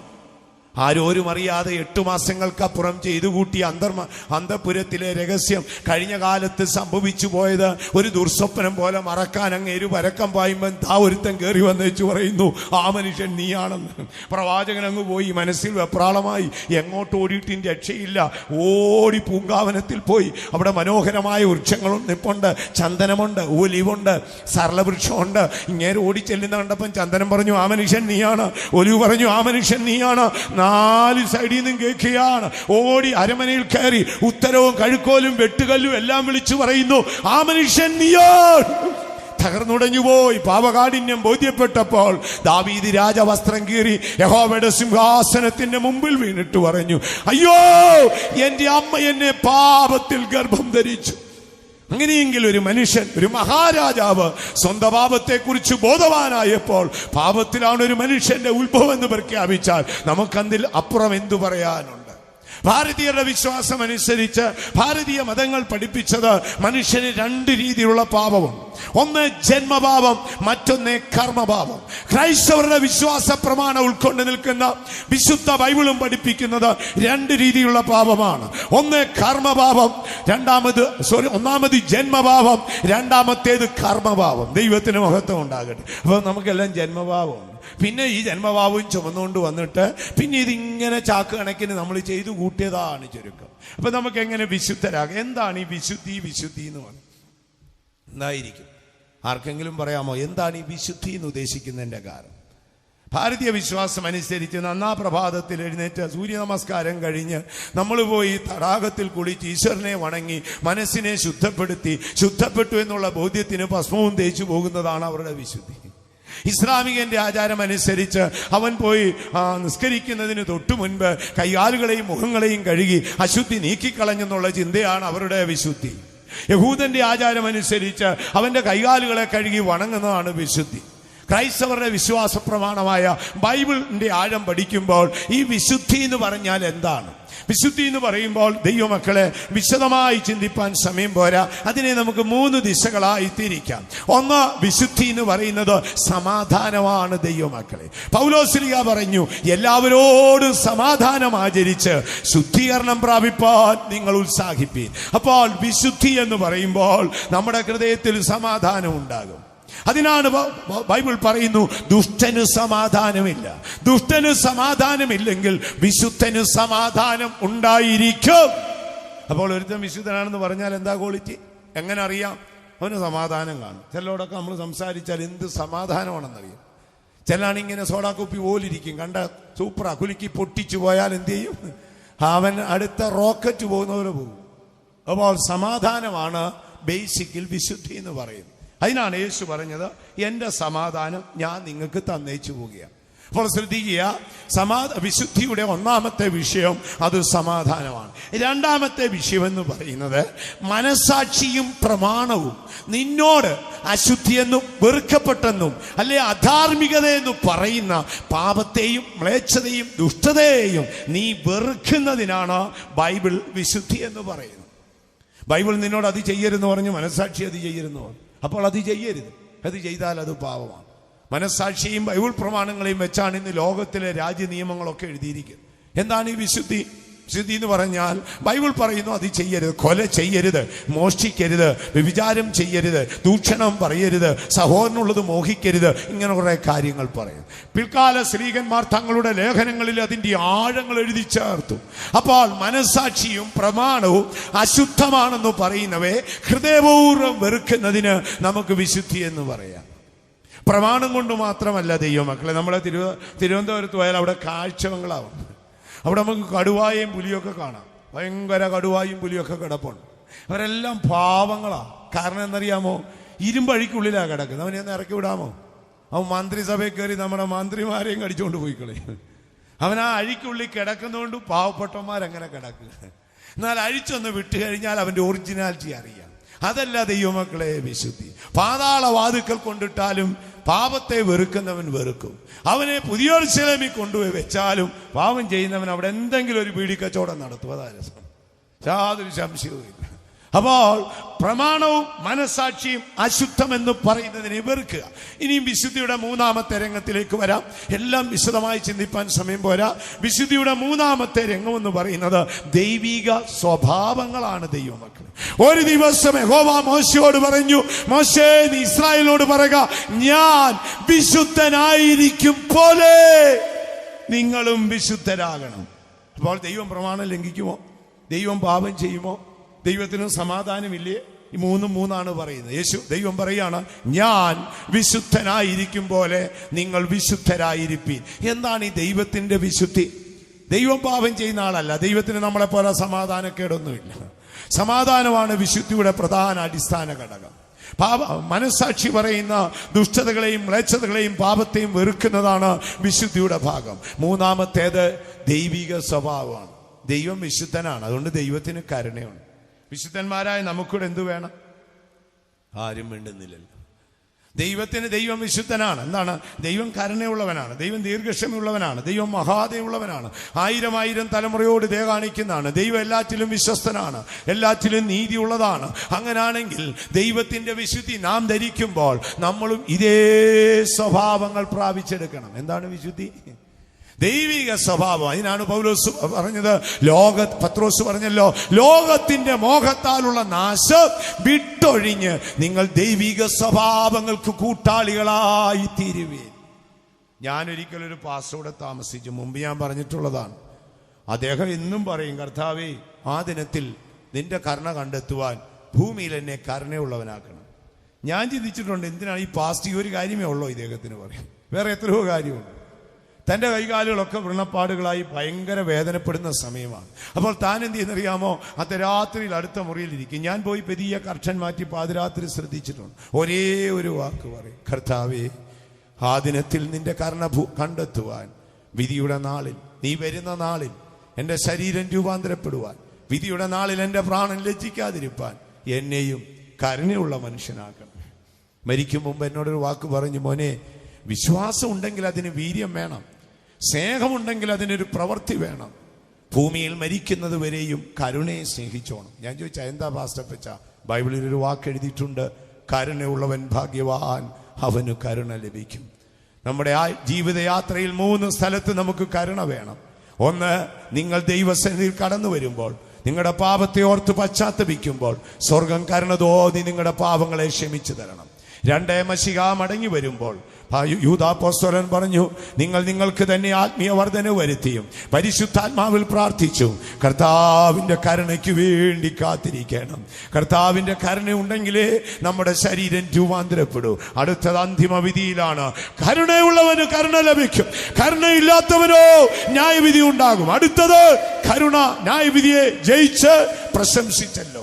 അപ്പോൾ ജീവിതത്തിൽ ദൈവത്തിന്റെ കരുണ വേണം, ശരീര രൂപാന്തരത്തിൽ ദൈവത്തിന്റെ കരുണ വേണം, അന്തിമ വിധിയുടെ നാളിൽ ദൈവത്തിന്റെ കരുണ വേണം. കിട്ടാൻ എന്താണ് പോകാൻ വഴി? 3 പോകാൻ വഴിയേ ഉള്ളൂ. ഒന്ന്, തന്റെ ലംഘനങ്ങളെ മറയ്ക്കരുത്, അത് ഏറ്റുപറഞ്ഞ് ഉപേക്ഷിച്ചാൽ നിനക്ക് ദൈവത്തിന്റെ കരുണ കിട്ടും. രണ്ടാമത് എന്താണ്? തക്ക സമയത്ത് കരുണ പ്രാപിപ്പാൻ നീ കൃപാസനത്തിൽ അടുത്ത് ചെല്ലണം. മൂന്നാമത് എന്ത് ചെയ്യണം? നീ മറ്റുള്ളവരോട് കരുണ കാണിക്കണം. കരുണ ഉണ്ടല്ലേ കരുണ കിട്ടത്തുള്ളൂ. സഹോദരങ്ങളെ, നന്നായിട്ടൊന്ന് അറിഞ്ഞേര്. ഭൂമിയിലും അത് തന്നെ, നിത്യതയിലും അത് തന്നെ. യജമാനൻ പറഞ്ഞില്ലേ, എനിക്ക് നിന്നോട് കരുണ തോന്നിയ പോലെ. അദ്ദേഹം മരിച്ചു, വർഷങ്ങൾ കഴിഞ്ഞു, ഒരു 10, 13, 14 വർഷമായി കാണും. ഇന്നും എൻ്റെ മനസ്സിൽ ആ ശബ്ദം ഇങ്ങനെ മുഴങ്ങിക്കേട്ടുകൊണ്ടിരിക്കും. വിശുദ്ധന്മാരുടെ മാർഗത്തിനും യഹോവയുടെ സിംഹാസനത്തിനും ആക്ഷേപം വരുത്തരുതേ എന്നോട് അവസാനം പറഞ്ഞ വാക്കും എൻ്റെ മനസ്സിലുണ്ട്. ദൈവമക്കളെ, ദൈവിക സ്വഭാവങ്ങളാണ് വിശുദ്ധി എന്ന് പറയുന്നത്. ആകയാൽ ദൈവിക സ്വഭാവം നമുക്ക് പ്രാപിക്കണം. ഇനി അടുത്ത ഭാഗത്തേക്ക് വരാം. ഞാൻ പറഞ്ഞു, നിങ്ങൾക്കൊരു ചെറിയ രൂപരേഖ മനസ്സിലായി കാണും. ഒന്നാമത്, ഹൃദയത്തിൽ സമാധാനം സൂക്ഷിച്ചോണം. സമാധാനമില്ലെങ്കിൽ നമ്മൾ ഇനി എന്നാ പ്രകടനം നടത്തിയാലും നമ്മൾ വിശുദ്ധരല്ല. യെശയ്യാ പ്രവാചകന്റെ പ്രവചനത്തിലെ വാക്ക് വായിക്കാമോ? ദുഷ്ടനു സമാധാനമില്ലെന്ന് യഹോവ അരുളി ചെയ്യുന്നു. അവൻ ഇങ്ങനെ കടൽ പോലെ. ഒന്ന് വായിച്ചു. ദുഷ്ടന്മാർക്ക് സമാധാനമില്ലെന്ന് എന്റെ ദൈവം അരുളി ചെയ്യുന്നു. ദുഷ്ടന്മാരോ കലങ്ങി മറിയുന്ന കടൽ പോലെയാകുന്നു. അതിന് അടങ്ങിയിരിപ്പാൻ കഴിയുകയില്ല. അതിലെ വെള്ളം ചേറും ചെളിയും. ഒരു ദുഷ്ടന്റെ ഹൃദയത്തിന്റെ മനോഹരമായ ഒരു ചിത്രം സ്കാൻ ചെയ്ത് ബഹുമാനപ്പെട്ട യെശയ്യാ പ്രവാചകൻ എഴുതി വെച്ചിരിക്കുക. നല്ല നയനമനോഹരമായ വസ്ത്രങ്ങളൊക്കെ ധരിച്ച് നല്ല നല്ല സ്പ്രേയും ഒക്കെ അടിച്ച് നല്ല ബെൻസ് കാറിലൊക്കെ പോയേക്കാം. സംഭവം പറയട്ടെ, സമാധാനമില്ലെങ്കിൽ നിന്റെ ഹൃദയം ചാണകക്കുഴി പോലെ ഇരിക്കുമെന്ന് ചുരുക്കം. ചാണകക്കുഴി കണ്ടിട്ടില്ലേ? ചാണകമെന്നല്ലേ നാട്ടിൽ പറയുന്നത്? ചാണകക്കുഴി പോലെ ഇരിക്കും. ഇപ്പോൾ ഓർത്തുകൊള്ളണേ, ദുഷ്ടനും സമാധാനം ഇല്ലെങ്കിൽ വിശുദ്ധന്മാർക്കൊക്കെ സമാധാനമുണ്ട്. അത് നന്നായിട്ട് അറിഞ്ഞോളണം. ചിലർക്ക് സമാധാനവും ഇല്ല. ഇനി ചില സമാധാനം കെടുത്തുന്നവന്മാരുണ്ട്. അതാണ് ഇങ്ങനെ എന്തെങ്കിലും ഒന്ന് പറഞ്ഞ് മനുഷ്യന്റെ സ്വസ്ഥത കെടുത്തിക്കളയുന്നവരെ ഞാൻ കണ്ടു. അവർക്കോ സമാധാനമില്ല. എന്നാലും അടുത്തൊരാൾ എന്ത് ചെയ്യണം? ആ ചക്കരൊക്കെ ഒന്ന് പറ്റിയില്ലെങ്കിൽ അവർക്ക് സ്വസ്ഥത കിട്ടത്തില്ല. സത്യമാണേ, നരകയോഗ്യരാണ്. സമാധാനം ഉണ്ടാക്കുന്നവൻ ഭാഗ്യവാൻ. അവന്റെ പേരെന്താണ്? അവൻ ദൈവത്തിന്റെ മക്കളെന്ന് വിളിക്കപ്പെടുമെന്ന്. ആകയാൽ സമാധാനത്തെ സ്നേഹിക്കണമേ, സമാധാനം ഉണ്ടാക്കണം. ഇനി അടുത്ത ഭാഗം എന്താണ്? അശുദ്ധികളെയും ദുഷ്ടതകളെയും വെറുത്ത് ജീവിക്കാം. മൂന്നാമത് ദൈവിക സ്വഭാവങ്ങളെ ജീവിതത്തിൽ സ്വന്തമാക്കാം. ഇനി അടുത്ത സ്റ്റെപ്പ് നമുക്ക് നോക്കാം. ഈ വിശുദ്ധി എന്ന് പറയുമ്പോൾ അശുദ്ധനിൽ നിന്ന് ജനിച്ച ഒരു വിശുദ്ധനും ഇല്ലാതിരിക്കെ നമുക്കെങ്ങനെ വിശുദ്ധരാകാം? വേദപുസ്തകത്തിന്റെ ആഴം പഠിക്കുമ്പോൾ വിശുദ്ധിയുടെ 7 സ്റ്റെപ്പുകളാണ് ബൈബിൾ പറയുന്നത്. വിശുദ്ധിക്ക് 7 സ്റ്റെപ്പുണ്ട്. ഒന്നാമത്തെ സ്റ്റെപ്പ് ഹെബ്രായ ലേഖനം 10-ാം അധ്യായം 10-ാം വാക്യം. വായിക്കേണ്ട, അതിവേഗം ഞാൻ പറയാം. ഒരിക്കലായി അർപ്പിക്കപ്പെട്ട യേശുവിന്റെ ക്രൂശ് മരണത്താൽ നിങ്ങൾ വിശുദ്ധരായി. ദയവായി അത് മാത്രം ഒന്ന് വായിക്കും. ആ ഇഷ്ടത്തിൽ പിതാവായ ദൈവത്തിന്റെ ഇഷ്ടത്തിൽ നാം യേശുക്രിസ്തു ഒരിക്കലായി കഴിച്ച ശരീരയാഗത്താൽ വിശുദ്ധീകരിക്കപ്പെട്ടു. ശ്രദ്ധിക്കുക, അശുദ്ധനായി ഭൂമിയിൽ ജനിച്ച ഒരു മനുഷ്യൻ വിശുദ്ധിയിലേക്ക് പോകുവാൻ വിശുദ്ധിയുടെ ഒന്നാമത്തെ സ്റ്റെപ്പ് വാഴ്ത്തപ്പെട്ട മശിഹായുടെ ക്രൂശ്. വിശുദ്ധ പൗലോസ് പറയുന്നു, ആ ഇഷ്ടത്താൽ യേശു ക്രിസ്തു ഒരിക്കലായി അർപ്പിച്ച ശരീരയാഗത്താൽ അവൻ വിശുദ്ധനായി തീരും. ഒന്നാമത്തെ സ്റ്റെപ്പ്. രണ്ടാമത്തെ സ്റ്റെപ്പ് ഏതാണ്? എഫെസ്യ ലേഖനം 5-ാം അധ്യായത്തിൽ വരുമ്പോൾ പൗലോസ് ശ്ലീഹ പറയാണ്, അവൻ അവളെ വചനത്തോടുകൂടിയ ജലസ്നാനത്താൽ വെടിപ്പാക്കി വിശുദ്ധീകരിച്ചു. ഒന്ന് വായിച്ചാൽ. അവൻ അവളെ വചനത്തോടു കൂടിയ ജലസ്നാനത്താൽ വെടിപ്പാക്കി വിശുദ്ധീകരിക്കേണ്ടതിന്. വിശുദ്ധിയുടെ രണ്ടാമത്തെ സ്റ്റെപ്പ് എന്ന് പറയുന്നത് വചനത്തോടുകൂടിയ ജലസ്നാനമാണ്. വചനത്തോടുകൂടി 3 കാര്യം അവിടെ പറയുന്നു. അവൻ എന്നൊരു വ്യക്തിയെ കുറിച്ചും, അവൾ എന്നൊരു സഭയെക്കുറിച്ചും, വചനം എന്നൊരു പ്രമാണത്തെക്കുറിച്ചും പറയും. അവൻ അവളെ വചനത്തോടുകൂടിയ ജലസ്നാനത്താൽ വെടിപ്പാക്കി വിശുദ്ധീകരിച്ചു. അപ്പോൾ സഹോദരങ്ങളെ, ഒരു നഗ്നസത്യം അറിഞ്ഞാട്ടെ, നമ്മളെ വർഷം 365 ദിവസമല്ലേ? നമ്മൾ ആ 365 ദിവസം പോയി മുങ്ങിയാലും സ്വർഗം അംഗീകരിക്കത്തില്ല. സ്വർഗം അംഗീകരിക്കണമെങ്കിൽ വചനത്തോടുകൂടിയ ജലസ്നാനമാണ്. പലർക്കും ഇത് അറിഞ്ഞുകൂടാ. ക്രൈസ്തവ സമൂഹം ആകെ വെള്ളത്തിൽ കിടന്ന് തപ്പിത്തടയുക. എന്തെല്ലാം പരിപാടിയാണ്. സാൽവേഷൻ ആർമി എന്ന് പറയുന്ന ഒരു സംഘടനയുണ്ട്. ബഹുമാനപ്പെട്ട വില്യം ബൂത്ത് 1800-നോടനുബന്ധിച്ച് അവിടെ ലണ്ടനിൽ സ്ഥാപിച്ചതാണ്. അവരുടെ വിശ്വാസ പ്രമാണം അനുസരിച്ച് സ്നേഹമാകുന്ന കൊടി നാട്ടി അതിൻ്റെ കീഴേ കൂടെ അങ്ങ് പോയാൽ മതി. ഞാൻ നോക്കിയിട്ട് ഒരു കണക്കിന് നല്ലതാ സഹോദരങ്ങൾ. തുണി നനയത്തില്ലല്ലോ, തണുപ്പും പിടിച്ച് വെള്ളത്തിലിറങ്ങണ്ട. കൊടി നാട്ടിയിട്ട് കൊടി പറക്കും, അതിൻ്റെ അടിയിൽ കൂടെ അങ്ങ് പോയാൽ പോരെ. പക്ഷെ വചനമില്ല. ഇനിയും ക്രൈസ്തവ സമൂഹം ശ്രദ്ധിച്ചിട്ടുണ്ടോ? പിഞ്ചു കുഞ്ഞുങ്ങളെ കൊണ്ടുപോയി മുക്കും. ആര് പഠിപ്പിച്ചെന്നറിഞ്ഞുകൂടാ. വെള്ളത്തിലിറങ്ങാൻ വയ്യാത്ത നമ്മുടെ ഏതോ വല്യപ്പന്മാർ ഒപ്പിച്ച പണിയാണ്. ഏതായാലും പരിപാടി അങ്ങ് കത്തി. കോടിക്കണക്കിന് മനുഷ്യൻ വഞ്ചിക്കപ്പെട്ടു പോയി. കർത്താവായ യേശു യെരുശലേമിൽ നിന്ന് 84 മൈൽ ദൂരം നടന്ന് തന്റെ 30-ാമത്തെ വയസ്സിൽ ജോർദാനിൽ പോയി സ്നാനമേറ്റു. താൻ തന്റെ സ്ലീഹന്മാരെ അയക്കുമ്പോൾ പറഞ്ഞു, സകല സൃഷ്ടികളോടും പ്രസംഗിക്കണം, ആരെ ഒഴിവാക്കരുത്. അടുത്തത്, വിശ്വസിക്കുന്നവരെ പിതാവിന്റെയും പുത്രന്റെയും പരിശുദ്ധാത്മാവിന്റെയും നാമത്തിൽ സ്നാനം കഴിപ്പിക്കണം. ആരെയാ സ്നാനം കഴിപ്പിക്കേണ്ടത്? നിങ്ങൾക്ക് പ്രസംഗം ഉണ്ടാക്കി തന്ന, അല്ലെങ്കിൽ സ്റ്റേജ് അറേഞ്ച്മെന്റ് ചെയ്ത് തന്ന സംഘടനക്കാരെ മുക്കണമെന്നാണോ? താൻ നമ്മുടെ മൈക്ക് സെറ്റ് കൊണ്ടുവന്നിരിക്കുന്നത് അദ്ദേഹത്തെ പിടിച്ചു മുക്കണമെന്നാണോ പറഞ്ഞിരിക്കുന്നത്? ആരെ മുക്കണമെന്നാണ്? മീറ്റിങ്ങിൽ പങ്കെടുത്തവരെ മുക്കണോ? നാട്ടുകാരെ മുക്കണോ? കേൾവിക്കാരെ മുക്കണോ? മശിഹാ പറഞ്ഞിട്ടില്ല. മശിഹാ പറഞ്ഞെന്തെന്നറിയാമോ? സകല മനുഷ്യരോട് നിങ്ങൾ പ്രസംഗിക്കണം. അടുത്തത്, വിശ്വസിക്കുന്നവനെ മുക്കിയാ പോരെ. ഇതെങ്ങനെയാണ് ഈ കൊച്ചു കുഞ്ഞുങ്ങളെ മുക്കാൻ തുടങ്ങി? എവിടുന്ന് വന്ന് വലിഞ്ഞു കയറിയതാണെന്ന് അറിഞ്ഞുകൂടാ. എന്ത് നീതിമാന്മാർ നരകയോഗ്യരായി പോയി കഴിഞ്ഞെന്നറിയോ? ബൈബിൾ എന്താ പറഞ്ഞതറിയോ? വിശുദ്ധീകരണത്തിന് ഒരു സ്നാനമേ ഉള്ളൂ. അവൻ അവളെ വചനത്തോടുകൂടിയ ജലസ്നാനത്താൽ, വചനരഹിതമായ 300 സ്നാനം എടുത്താലും കഥയില്ല സഹോദരങ്ങളെ. പിന്നെ കൊച്ചു കുഞ്ഞുങ്ങളെ മുക്കുന്ന സൗകര്യമാണല്ലേ. സ്നാനപ്പെടുത്തുന്നവർക്കൊക്കെ അറിയാം, വെള്ളത്തിൽ പരിചയമില്ലാത്തവരെ സ്നാനപ്പെടുത്തുക എന്ന് പറഞ്ഞാൽ ഭയങ്കര പാടാണ്. തണുപ്പും പിടിച്ച് നമ്മൾ നടങ്ങണ്ടേ. കൊച്ചു കുഞ്ഞുങ്ങളെ, എൻ്റെ അഭിപ്രായം ഞാൻ പറയട്ടെ, ഈ കൊച്ചു കുഞ്ഞുങ്ങളെ മുക്കുന്നതാണ് നമുക്ക് സൗകര്യം, പക്ഷെ പ്രമാണമില്ല. ഈ പെൺകുഞ്ഞുങ്ങൾക്ക് പൊതുവെ വെള്ളമെന്ന് പറയുന്ന ഒരു ബുദ്ധിമുട്ടാണ്. ഈ കൊച്ചു കുഞ്ഞുങ്ങളെയൊക്കെ നമ്മളെ ഈ മാമോദീസയ്ക്ക് കൊണ്ടുപോയിട്ട് അതിൻ്റെ തലയിൽ വെള്ളം ഒഴിക്കുക എന്നൊരു കരച്ചിലങ്ങ്. ആമ്പിള്ളേർക്ക് വെള്ളത്തിൽ കളിക്കാൻ ഇഷ്ടമാണ്, കണ്ടിട്ടില്ലേ? അവന്മാരെ വെളുപ്പാങ്കാലത്ത് കൊണ്ടുപോയി അവന്മാരുടെ തലയിൽ വെള്ളം കൊടയുമ്പോൾ അവന്മാരൊരു ചിരിയുണ്ട്. എൻ്റെ പൊന്നേ, പല്ലില്ലാത്ത മോണ വെച്ച് അവനൊരു ചിരിയിരിക്കും. എൻ്റെ പൊന്നേ, കാണിക്കുന്ന മണ്ടത്തരം. പൊന്നുതമ്പുരാനെ, ഇനി അതുപോട്ടെ, അവൻ ഏറ്റു പറയേണ്ടതിന് കൊച്ചപ്പൻ ഏറ്റു പറയും. പണ്ടൊരിക്കലും ഇങ്ങനെ സംഭവിച്ചു. അപ്പം കൊച്ചപ്പനാ, പള്ളിയിലൊന്നും പോയി പരിചയമൊന്നുമില്ലെന്നേ, നിർബന്ധം കൊണ്ട് വന്ന് അവിടെ നിൽക്കുക. അപ്പം അച്ഛൻ പറഞ്ഞു കൊടുത്തിടുവോ, പിന്നെ ഞാൻ പറയുന്ന പോലെ പറയണം. ആ പറയാൻ വെച്ചോ. സാത്താനെ നിന്നെ തള്ളിക്കളയുന്നു, മശിഹായെ നിന്നെ കൈക്കൊള്ളും. ആ പറയാമെന്ന് പറഞ്ഞു.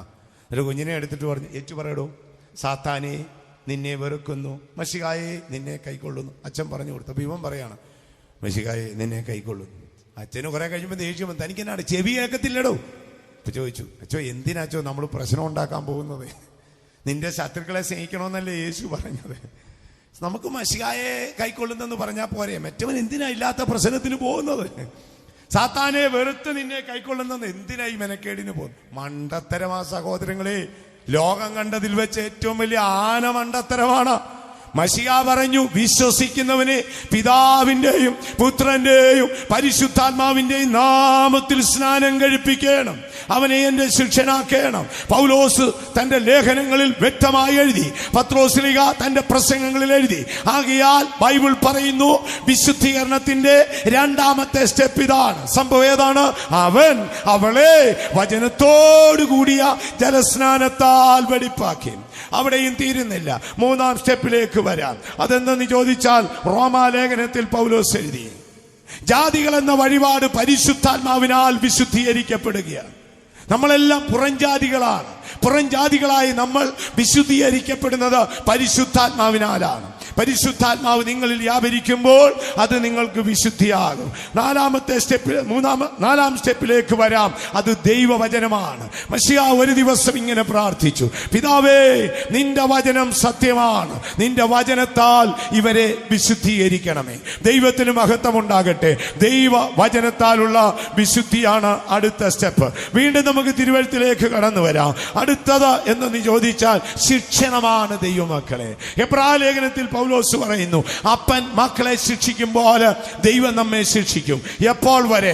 നാം അവന്റെ വിശുദ്ധി പ്രാപിക്കുവോളം. ഞാൻ അതിവേഗം പറഞ്ഞു പോകുകയാണ്, എല്ലാം വിശദമായി ചിന്തിപ്പാൻ സമയം പോരാ. ആകയാൽ എബ്രായ ലേഖനം 12-ാം അധ്യായത്തിൽ എഴുതിയിരിക്കുന്നു, നാം അവന്റെ വിശുദ്ധി പ്രാപിക്കുവോളം നമ്മുടെ ഗുണത്തിനായി ശിക്ഷിച്ചുകൊണ്ടേയിരിക്കും. അടുത്ത ഭാഗത്തേക്ക് വരാം.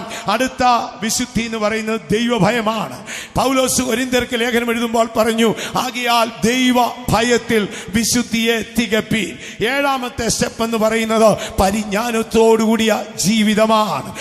കർത്താവായ യേശുവിന്റെ ക്രൂശ് മരണം, വചനത്തോടുകൂടിയ ജലസ്നാനം, സ്വർഗത്തിൽ നിന്ന് അയച്ച പരിശുദ്ധാത്മാവിന്റെ സാന്നിധ്യത്തിലുള്ള വിശുദ്ധീകരണം, ആകാശവും ഭൂമിയും മാറിയാലും മാറാത്ത തിരുവഴുത്തിലെ വചനം, അതിലുപരി ഒരു പിതാവ് കുഞ്ഞിനെ ശിക്ഷിക്കുമ്പോഴുള്ള ശിക്ഷണം, ദൈവഭയം, ദൈവിക പരിജ്ഞാനം. ഇങ്ങനെ 7 സ്റ്റെപ്പ് കയറിയാണ് നമ്മളങ്ങ് സ്വർഗത്തിൽ പോകുന്നത്. പലർക്കും ഇതൊന്നും അറിഞ്ഞുകൂടാ സഹോദരൻ. അപ്പോൾ നമ്മുടെ ദൈവത്തിൻ്റെ ഇഷ്ടം എന്താണ്? ദൈവ ഇഷ്ടം എന്താണ്? നമ്മൾ ലോകത്തിൽ ഒരു 150 വർഷം ജീവിച്ച് ഉള്ള കൂഴച്ചക്കയും വരിക്കച്ചക്കയും വാട്ടുകപ്പയെല്ലാം കൂടെ തിന്ന് നമ്മുടെ വയറുമൊക്കെ ചാടി നമുക്കൊരു 1.5 ടണ്ണ് തൂക്കം കൊണ്ട് നടന്ന് ഈ PW റോഡ് മുഴുവൻ ഇടിക്കണമെന്നാണോ ദൈവം തമ്പുരാന്റെ ചിന്ത? ചിലരതാ ചിന്തിക്കുന്നത്. അടുത്ത കാലത്ത് ഒരാൾ പറഞ്ഞു, കർത്താവായ യേശു ഒരിക്കൽ പറഞ്ഞു, ലോത്തിന്റെ ഭാര്യയെ ഓർത്തോ, ലോത്തിന്റെ ഭാര്യയെ ഓർത്തോളാൻ, ലോത്തിന്റെ ഭാര്യ ഓർത്തോളാൻ പറഞ്ഞു. നമ്മുടെ ദൈവങ്ങൾ ഇപ്പം പലപ്പോഴും വരുമ്പം ലോത്തിന്റെ ഭാര്യയല്ല ഓർക്കുന്നത്, പോത്തിന്റെ ഭാര്യയാണ് ഓർക്കുന്നത്. പോത്തിന്റെ ഭാര്യ എരുമയല്ലേ? അതെ. ഇന്നലെ ആരാണ്ട് എന്നോട് ചോദിച്ചു, ഇവിടെ ഉണ്ടോ ചായ, പോത്തുണ്ടോ? ഇപ്പൊ ലോത്തിന്റെ ഭാര്യ ഓർക്കാനാ പറഞ്ഞെങ്കിലും ഇപ്പൊ ഓർത്തിരിക്കുന്ന മുഴുവൻ പോത്തിന്റെ ഭാര്യ. ദൈവമക്കളെ, അപ്പൊ നമ്മൾ 1.5 ടൺ തൂക്കമായി 150 വർഷം ജീവിച്ചിരിക്കണമെന്നല്ല, നമ്മൾ വിശുദ്ധരാകണം. എത്ര ദൈവമക്കൾക്ക് മനസ്സിലായി? വിശുദ്ധരായി ജീവിക്കണം. ക്രൂശ് മരണത്താലും ജലസ്നാനത്താലും പരിശുദ്ധാത്മാവിനാലും ദൈവവചനത്താലും ദൈവിക ശിക്ഷണത്താലും പിന്നെ ദൈവപരിജ്ഞാനത്താലും നിങ്ങളിങ്ങനെ വളർന്നു വെള്ളേക്കും. ഒറ്റ ദിവസം കൊണ്ട് അമ്പലപ്പറമ്പിലെ ബലൂൺ ഊതി വീർപ്പിക്കുന്ന പോലെ ഒന്നും നടക്കത്തില്ല ദൈവമക്കൾ. ചില അങ്ങനെ ചിന്തിച്ചിരിക്കുന്നത്. അങ്ങനെ ഒറ്റ ദിവസം കൊണ്ടൊന്നും നിങ്ങൾ വിശുദ്ധരാകത്തില്ല. ഘട്ടമായി ലാസ്റ്റ് അവിടെ എത്തുമ്പം 10 ദിവസം പ്രദർശനത്തിന് വെക്കത്തുമില്ല. മുൻകണ്ടവരെ വിളിച്ചവരെ നീതീകരിച്ചു. നീതീകരണം തീരുമ്പോൾ നേരെ തേജസ്കരണത്തിലേക്ക് അങ്ങ് പോവുക. പിന്നെ ഇവിടെ വെച്ച് വാട്ടുന്ന പരിപാടിയൊന്നുമില്ല, അറിയാം. അന്നേരമേ കൊണ്ടുപോയിക്കൊള്ളൂ. അപ്പൊ നമ്മളെ കുറിച്ചുള്ള ദൈവ ഇഷ്ടം നമുക്ക് വിശുദ്ധരായി ജീവിക്കണം. താല്പര്യമുണ്ടോ ദൈവമക്കളെ? എങ്ങനെയെങ്കിലുമൊക്കെ നമ്മൾ കാലം കഴിക്കരുതേ. എണ്ണപ്പെട്ട സമയമേ ഉള്ളൂ. ഞാൻ നിങ്ങളോട് ആയുസിന്റെ കാര്യം പറയാറില്ലേ? നമ്മുടെയൊക്കെ ആയുസ് എണ്ണി വേണം. ഇടയ്ക്കൊക്കെ എന്നൊന്നും എണ്ണാൻ പോയാൽ ആകെ അവതാളത്തിലാകും.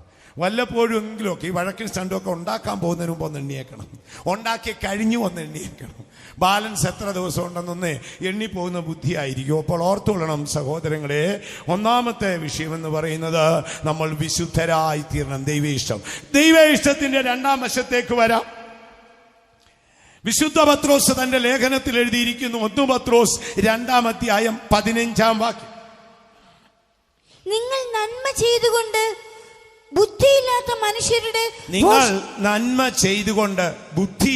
മനുഷ്യരുടെ ഭോഷത്വം മിണ്ടാതാക്കണം എന്നുള്ളത് ദൈവീഷ്ടമാകുന്നു. ദൈവത്തിന്റെ ഇഷ്ടമാണ്. ആരെങ്കിലുമൊക്കെ എന്തെങ്കിലും ഒരു മണ്ടത്തരം കാണിച്ചെന്ന് പറഞ്ഞ് നമ്മൾ അതിന്റെ പുറകെ നടക്കല്ലെന്ന് ചുരുക്കം.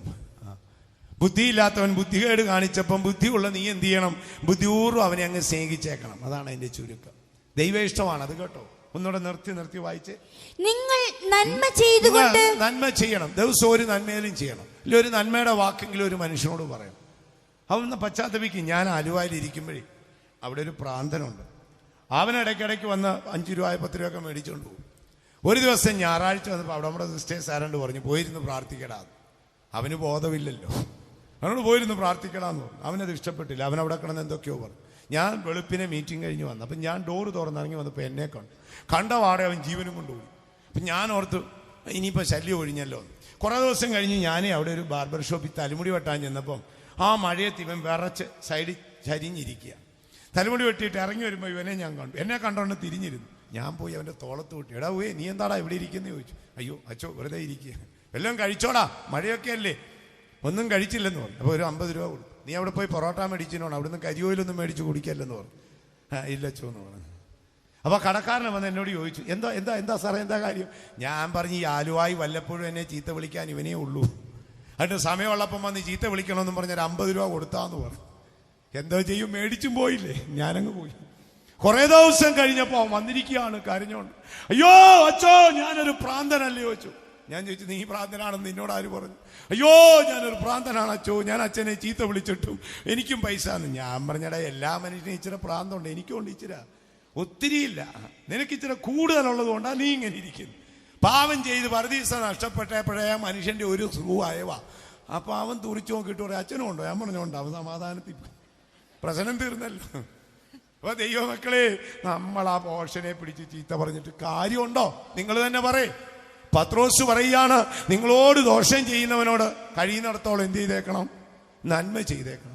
എന്നാ വായിച്ചു ഒന്നുകൂടെ. നിങ്ങൾ നന്മ ചെയ്തുകൊണ്ട് ബുദ്ധിയില്ലാത്ത മനുഷ്യരുടെ ബുദ്ധിയുള്ളവർ നമുക്ക് ദോഷം ചെയ്യല. ബുദ്ധിയില്ലാത്തവരുടെ ഭോഷത്വം മിണ്ടാതാക്കണം എന്നുള്ളത് ദൈവീഷ്ടമാകുന്നു. നമ്മളങ്ങനെ ചെയ്യാറുണ്ടോ സഹോദരങ്ങളെ?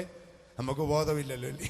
അവൻ ചിലപ്പം എന്തെങ്കിലും നമുക്ക് ബോധപൂർവം ചെയ്തേച്ച് പോയി കളയും. നമ്മളൊന്ന് ഓർത്തോണം കേട്ടോ. എപ്പോഴും ജീവിതത്തിലെ നമ്മുടെ ധർമ്മമൊക്കെ അറിഞ്ഞ് ജീവിച്ചേക്കണം. എണ്ണപ്പെട്ട ദിനമേ ഉള്ളൂ. നമ്മൾ സ്വർഗത്തിൽ ചെല്ലുമ്പോൾ ഈ റബ്ബർ ഷീറ്റ് ഒന്നും കൊണ്ടുപോകാനൊക്കത്തില്ല. ചില ആളുകൾക്ക് അറിയത്തില്ല. ഈ ഒരു അമേരിക്കയിൽ നിന്നൊരു പയ്യൻ വന്നു. അവൻ ആദ്യമായിട്ട് ആ റബ്ബർ ഷീറ്റ് കണ്ടത്. അതിങ്ങനെ തൂക്കിയിട്ടേക്കുന്ന കണ്ടപ്പോൾ അവൻ ചോദിച്ചു, ഗ്രാൻഡ് ഫാദർ ആരുടേതാണ് ഇത്രയും ബെന്യനെന്ന്. കൊച്ചൻ ചോദിക്കുക, ആരുടേതാണ് ഇത്രയും വെള്ള ബെന്യനെന്ന്. നമ്മുടെ ഒരു വിശ്വാസി പയ്യൻ ചോദിച്ചത്. അവനറിയത്തില്ല ഇത് റബ്ബർ ഷീറ്റാണെന്ന്. അമേരിക്കയിലെങ്ങാണ്ട് റബ്ബറുണ്ട്. ദൈവമക്കളെ, ഞാൻ നിങ്ങളോട് പറയാം, അതുകൊണ്ടേ ഉള്ള കാലത്തൊക്കെ വല്ല നന്മയും ചെയ്ത് നീതിയും ചെയ്തൊക്കെ മരിച്ചോണം. സ്വർഗത്തിൽ ചെല്ലുമ്പോൾ അവിടെ വല്ലതും കാണണം കേട്ടോ. ഇല്ലേ പിന്നെ വെള്ളത്തിലാകും. നന്നായിട്ട് അറിഞ്ഞോണം, നമുക്കൊന്നും കൊണ്ടുപോകാനൊക്കത്തില്ല. 10 പൈസ പിള്ളേർ തന്നുവിടത്തില്ല. അവന്മാരൊരു പെട്ടി മേടിച്ചു തരും. സംഭവം വട്ടയോ പഞ്ഞിയാ, പോളീഷേ ഉള്ളൂ. ബാക്കിയെല്ലാം പഞ്ഞിയും വട്ടയുമോ വല്ലതും കൊണ്ടുപോകുമോ? അതുകൊണ്ട് കഴിയുന്നിടത്തോളം ഭൂമി നന്മയൊക്കെ ചെയ്തോണം. നമ്മൾ ചാകുമ്പോൾ അതും പുറകെ വരും. അവിടെ ചെന്ന് തുറക്കുമ്പോൾ എന്തെങ്കിലും കാണും. ഇല്ലെങ്കിൽ ഇവിടെ നിന്നൊന്നും കൊണ്ടുപോകില്ല. അതുകൊണ്ട് നാളുകളൊന്നും എണ്ണീക്കോണം, കഴിയുന്നിടത്തോളം നന്മയും ചെയ്തോണം. അങ്ങനെ ജീവിച്ചാൽ എന്താണ്? അത് ദൈവ ഇഷ്ടമാണ്. നമുക്ക് നമ്മുടെ സമയം പോകുന്ന അടുത്ത ഭാഗത്തേക്ക് വരാം. അടുത്ത ദൈവ ഇഷ്ടം എന്താണെന്നറിയാമോ? നമ്മളൊക്കെ പരിജ്ഞാനത്തിൽ ജീവിക്കണം. വായിച്ചാട്ട് 1 തീമോഥെയോസ് 2:4. 1 തീമോഥെയോസ് 2:4 പെട്ടെന്ന് വായിച്ചാൽ.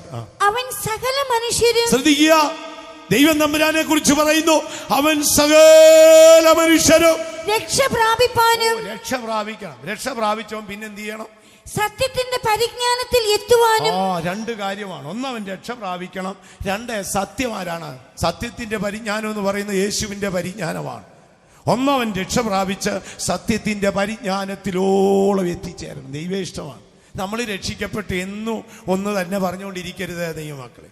ചില രക്ഷിക്കപ്പെട്ടെന്ന് പറഞ്ഞാലും അതിൽ കടന്ന് ചുറ്റിക്കറങ്ങിയാണ്. അതിനപ്പുറത്തേക്ക് പോകാനൊന്നും ഒരിക്കലും ഒക്കുന്നില്ല. എങ്ങും നീന്തിക്കറാൻ ഒക്കുന്നില്ല. അപ്പൊ നമ്മൾ രക്ഷിക്കപ്പെട്ട് അവിടെ നിന്നാൽ പോരാ. പിന്നെന്ത് ചെയ്യണം? നമ്മൾ ആത്മീയത്തിൽ വളർന്ന് സത്യമായ ക്രിസ്തുവിന്റെ തലയോളം വളരണം. അത് ദൈവ ഇഷ്ടമാണ്. ഒന്നാമത് നമ്മൾ വിശുദ്ധരാകണം എന്നുള്ള ദൈവ ഇഷ്ടമാണ്. ഭൂമിയിൽ ദോഷങ്ങൾ നമ്മളെ വേട്ടയാടുമ്പോൾ പകരം നന്മ ചെയ്യണമെന്നുള്ളത് ദൈവ ഇഷ്ടമാണ്. അതിലുപരിയായി കേൾക്കുന്ന വചനം ജീവിതത്തിൽ എത്തിച്ച് നമ്മൾ ദൈവിക പരിജ്ഞാനത്തിലെത്തണം. എന്നും നമ്മൾ രക്ഷയും പറഞ്ഞുകൊണ്ടിരിക്കാൻ ഒക്കുമോ? എന്നും രക്ഷയുടെ അവസ്ഥ കൊണ്ട് ഒക്കുമോ? മനുഷ്യൻ വളരുന്നതിനേറ്റവണ്ണം അവന്റെ പ്രകൃതി മാറത്തില്ലേ? വസ്ത്രധാരണ മാറത്തില്ലേ? ജീവിത രീതി മാറത്തില്ലേ? എന്നും ഒരവസ്ഥയാണോ? അല്ല. സകല മനുഷ്യരും രക്ഷിക്കപ്പെടണമെന്നും അവർ സത്യത്തിന്റെ പരിജ്ഞാനത്തിലേക്ക് വരണമെന്നും ദൈവം ഇഷ്ടപ്പെടുകയാണ്. അപ്പോൾ ദൈവ ഇഷ്ടത്തിന്റെ അടുത്ത ഭാഗം. ഇനി അടുത്ത ഭാഗത്തേക്ക് നമുക്ക് വരാം. ദൈവ ഇഷ്ടത്തിന്റെ അടുത്ത 4-ാമത്തെ വശം എന്ന് പറയുന്നത് 1 തെസ്സലോനിക്കർ 5:18 വായിച്ച. എല്ലാറ്റിനും ഇടവിടാതെ പ്രാർത്ഥിപ്പീൻ. എല്ലാറ്റിനും സ്തോത്രം ചെയ്യുവീൻ. ഇതല്ലോ നിങ്ങളെ കുറിച്ച് ക്രിസ്തുയേശുവിൽ ദൈവ ഇഷ്ടം. ദൈവ ഇഷ്ടത്തിന്റെ അടുത്ത ദിശ, നിങ്ങൾ എപ്പോഴും പ്രാർത്ഥിക്കണം. പ്രാർത്ഥിക്കാറുണ്ടോ ദൈവമക്കൾ? നമ്മളെപ്പോഴും പ്രാർത്ഥിക്കുന്നവരായിരിക്കണം. നന്നായിട്ട് അറിഞ്ഞുകൊള്ളണം. ഇല്ലെങ്കിൽ പിശാച് നമ്മെ തുളച്ചു കളയും. ഒരാത്മീയന്റെ അടിസ്ഥാന ഘടകം പ്രാർത്ഥനാ ജീവിതമാണ്. പ്രാർത്ഥിക്കുന്നെങ്കിൽ നിനക്ക് നിന്റെ മനസാക്ഷി സൂക്ഷിക്കാം. മനസാക്ഷി സൂക്ഷിച്ചാൽ നിനക്ക് ആത്മധൈര്യം ഉണ്ടാകും. ആത്മധൈര്യം ഉണ്ടായാൽ നിനക്ക് ഉറപ്പുള്ള വിശ്വാസം ഉണ്ടാകും. ഉറപ്പുള്ള വിശ്വാസം ഉണ്ടെങ്കിൽ നിനക്ക് ജീവനുള്ള പ്രത്യാശ ഉണ്ടാകും. എപ്പോൾ പ്രാണൻ ശരീരത്തെ വിട്ടാലും അനന്ത നിത്യതയുടെ രൂപം കണ്ട് നിന്റെ ശരീരത്തിൽ ആത്മാവ് വേർപിരിക്കും. അതുകൊണ്ട് എല്ലാറ്റിനും പ്രാർത്ഥിക്കണം. ഇനി അടുത്ത വാക്ക് ഒന്നുകൂടെ വായിച്ച്. എപ്പോഴും സന്തോഷിപ്പീൻ. ഇടവിടാതെ പ്രാർത്ഥിപ്പീൻ.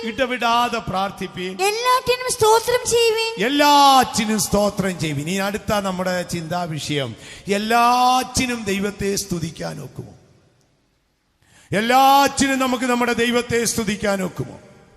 ദാവീദ് രാജാവ് തന്റെ സങ്കീർത്തന വരികൾ ഇങ്ങനെ എഴുതി. 34-ാം സങ്കീർത്തനത്തിന്റെ 1-ാം വാക്യം എന്ന് വായിച്ച്. 34-ന്റെ 1.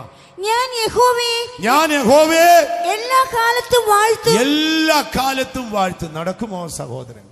ഒരു മനുഷ്യന്റെ ജീവിതത്തെ നമ്മൾ പഠിച്ചാൽ അവന് 3 കാലഘട്ടങ്ങളാണ്. 1 അവന്റെ ശുഭകാലം, 2 അവന്റെ കഷ്ടകാലം, 3 അവന്റെ പരീക്ഷാകാലം. ബൈബിളിലെ കാര്യമാണ് ഞാൻ പറയും. ഇതെല്ലാവർക്കും ഉണ്ട്. കഷ്ടകാലമുണ്ട്, പരീക്ഷാകാലമുണ്ട്, ശുഭകാലമുണ്ട്. ഈ 3 കാലഘട്ടത്തിൽ ഒരുപോലെ ദൈവത്തെ സ്തുതിക്കാൻ ഒക്കുമോ സഹോദരങ്ങളെ? അത് ദൈവ ഇഷ്ടമാണ്.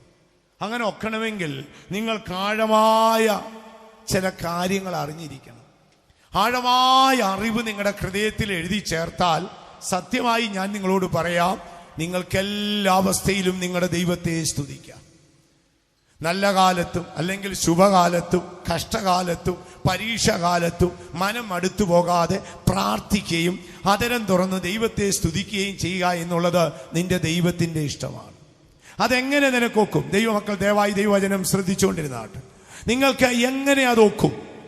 എല്ലാ കാലത്തും എപ്പോഴും ഒരുവനെങ്ങനെ ദൈവത്തെ സ്തുതിക്കാനൊക്കും? അത് സാധിക്കുമോ? നല്ല കാലത്ത്, ശുഭകാലത്ത് ദൈവത്തെ സ്തുതിക്കാം. പരീക്ഷാകാലത്തും കഷ്ടകാലത്തും ദൈവത്തെ സ്തുതിക്കാമോ? സ്തുതിക്കണമെന്നുള്ളതാണ് ദൈവ ഇഷ്ടം. ദാവീദ് പറഞ്ഞു, എല്ലാ കാലത്തും. വായിച്ച് 34-ാം സങ്കീർത്തനം 1-ാം വാക്യം. ഞാൻ യഹോവയെ എല്ലാ കാലത്തും വാഴ്ത്തും, അവന്റെ സ്തുതി എപ്പോഴും എന്റെ നാവിന്മേൽ ഇരിക്കും. ഞാൻ യഹോവയെ എല്ലാ കാലത്തും വാഴ്ത്തും, അവന്റെ സ്തുതി എപ്പോഴും എന്റെ നാവിന്മേലിരിക്കും. പിൻഗാമിയായ പൗലോസ് പറഞ്ഞു, എല്ലാറ്റിനും സ്തോത്രം ചെയ്യുവീൻ, എല്ലാറ്റിലും സന്തോഷിപ്പീൻ, അതല്ലോ നിങ്ങളെ കുറിച്ചുള്ള ദൈവത്തിന്റെ ഇഷ്ടം. അപ്പോൾ അങ്ങനെ നമുക്ക് ദൈവത്തെ സ്തുതിക്കാൻ ഒക്കുമോ? സ്വന്തം ജീവിതത്തിൽ ബാധകമാകുന്ന വിഷയമാണ്. ദൈവമക്കളൊന്ന് ശ്രദ്ധിച്ച് കേട്ടാൽ എല്ലാ കാലത്തും ദൈവത്തെ സ്തുതിക്കാൻ ഒക്കും. ചിലർക്ക് സമൃദ്ധി വന്നാൽ ദൈവത്തെ സ്തുതിക്കും. ദാരിദ്ര്യം വന്നാൽ അവർ ദൈവത്തെ വിട്ടുപോകും. അപ്പോൾ എല്ലാ കാലത്തും ദൈവത്തെ സ്തുതിക്കണമെങ്കിൽ അവൻ ആഴമായ ചില അറിവുണ്ട്. എല്ലാം വിശദമായി ചിന്തിപ്പാൻ സമയം പോരാ. അതിലെ ചില ഭാഗങ്ങൾ മാത്രം വായിക്കാം. ശ്രദ്ധിക്കുക ദൈവമക്കളെ, ദൈവ ഇഷ്ടമാണ് നീ എല്ലാ കാലത്തും ദൈവത്തെ സ്തുതിക്കാൻ. എന്ത് ചെയ്യണം? ഒന്നാമത്തെ നിന്റെ അറിവ് റോമാലേഖനം 8-ാം അധ്യായം 28-ാം വാക്യമാണ്. റോമാലേഖനം 8:28 പൗലോസ്ലീഹ പറയാണ്, എന്നാൽ ദൈവത്തെ സ്നേഹിക്കുന്നവർക്ക് നിർണയപ്രകാരം വിളിക്കപ്പെട്ടവർക്ക് തന്നെ സകലവും നന്മയ്ക്കായി കൂടി വ്യാപരിക്കും. എല്ലാ കാലത്തും നിനക്ക് നിന്റെ ദൈവത്തെ സ്തുതിക്കാം. കഷ്ടകാലത്തും ശുഭകാലത്തും പരീക്ഷാകാലത്തും നിന്റെ ആദരം അടഞ്ഞു പോകാതെ നിന്റെ സൃഷ്ടാവിനെ സ്തുതിപ്പാനും അവനോട് പ്രാർത്ഥിപ്പാനും നിനക്ക് കഴിയും. നീ ചെയ്യേണ്ട കാര്യം ഈ സത്യം ആത്മാവിൽ എഴുതി ചേർക്കണം. എന്താ? ദൈവത്തെ സ്നേഹിക്കുന്നവർക്ക്, നിർണയപ്രകാരം വിളിക്കപ്പെട്ടവർക്ക് സകലതും നന്മയ്ക്കാകും. ഇന്ന് രാത്രി നമുക്ക് എത്ര പേർക്ക് അതൊന്ന് ഏറ്റു പറയാം? ദൈവത്തെ സ്നേഹിക്കുന്നുണ്ടോ നിങ്ങൾ? ദൈവപ്രമാണം പാലിച്ചപ്പോൾ ബൈബിൾ പറഞ്ഞു, ഒരുവൻ എന്നെ സ്നേഹിക്കുന്നെങ്കിൽ എന്റെ കൽപ്പനകളെ പ്രമാണിക്കും. ദൈവകൽപ്പനകളെ പ്രമാണിക്കുകയും ലോകസ്ഥാപനത്തിനു മുൻപേ ദൈവത്തിന്റെ നിർണയത്തിൽ ഉൾപ്പെടുകയും ചെയ്ത പ്രിയ ദൈവ പൈതലേ, നിന്റെ ജീവിതത്തിൽ നേരിടുന്ന എന്തുമായിക്കൊള്ളട്ടെ, ഒരു പക്ഷേ നിന്റെ പ്രതിയോഗിയായ സാത്താൻ നിന്നെ തള്ളിയിട്ട് നീ മനോവേദനപ്പെട്ട്, നീ അധൈര്യപ്പെട്ട്, നീ ദൈവത്തിനെതിരെ സംസാരിച്ച് നീ പിന്മാറ്റക്കാരനാകാൻ ചെയ്തതാണ്. പക്ഷേ ബൈബിളിൽ ഒരു വ്യവസ്ഥ എഴുതി. വ്യവസ്ഥ ഏതാണ്? എല്ലാം നന്മയ്ക്ക്. ഇന്ന് രാത്രി എത്ര പേർക്ക് പറയാം? എല്ലാം നന്മയ്ക്കാണ്. ദൈവത്തെ സ്നേഹിക്കുന്നവർക്ക്, നിർണയപ്രകാരം വിളിക്കപ്പെട്ടവർക്ക് സകലതും നന്മയ്ക്കാണ്. വിശ്വസിക്കുന്നവർ കരങ്ങൾ ഉയർത്തി ആ വചനത്തെ വിശ്വസിച്ചുകൊണ്ട് ശക്തിയായിട്ടൊരു ഹല്ലേലൂയ പറഞ്ഞോട്ടെ. അപ്പോൾ അത് നന്മയ്ക്കാണ് സഹോദരങ്ങളെ. അത് പറയാൻ നോക്കുമോ? എല്ലാം നന്മയ്ക്കാണ്. നമുക്ക് പലപ്പോഴും ഒന്നും അറിയത്തില്ല. കഴിഞ്ഞ രാത്രി ഞാൻ പറഞ്ഞില്ലേ, അവർ ജോസഫിനെ വിറ്റെന്നാണ് എഴുതിയിരിക്കുന്നത്. അടുത്ത വാക്ക് യഹോവ അയച്ചെന്നാണ്. നമ്മളെല്ലാം പറഞ്ഞ് അങ്ങേരെ വിറ്റതാണെന്ന്. അല്ലെന്നേ, ദൈവം അയച്ചതാണെന്നേ. ചില കാര്യങ്ങളൊക്കെ ഇങ്ങനെയാ ചെയ്യുന്നത്, നന്മയ്ക്കാണെല്ലാം. ബഹുമാനപ്പെട്ട പരേതനായ പാസ്റ്റർ ടി വി തോമസ് അവറുകൾ പ്രസംഗിക്കുമ്പോൾ അദ്ദേഹം ഒരു കൽക്കരി ഖനിയിൽ ജോലി ചെയ്യുന്ന ഒരു മനുഷ്യനെ കുറിച്ച് പറയും. അദ്ദേഹം ഒരു ഇംഗ്ലീഷുകാരനൊരു ഭക്തനായ മനുഷ്യനാണ്. അപ്പൊ അദ്ദേഹം ജീവിതത്തിൽ എന്ത് നേരിട്ടാലും പറയും നന്മയ്ക്കാന്ന് പറയും, നന്മയ്ക്കാണ്. അവസാനം നന്മയ്ക്കാന്ന് പറഞ്ഞപ്പോൾ തന്റെ സഹപ്രവർത്തകരെല്ലാം തന്റെ പേര് മാറ്റി ഇപ്പൊ നന്മയെന്നാ വിളിക്കും. തണ്ടടാ നന്മ വരുന്നടാന്ന് പറയും. അപ്പൊ അദ്ദേഹം പറയും അത് നന്മയ്ക്കാന്ന് പറയും. കുറെ നാൾ കഴിഞ്ഞ് ഒരു ദിവസം കൽക്കരിക്കനിയിൽ എല്ലാവരും ജോലിക്കിറങ്ങുമ്പോൾ എല്ലാവരും ഒരു ചെറിയ ഷെഡിൽ അവരുടെ ചോറും പൊതി കൊണ്ടുവച്ചിട്ട് അതിവേഗം ബെൽറ്റിലിറങ്ങി താഴെ പോയി.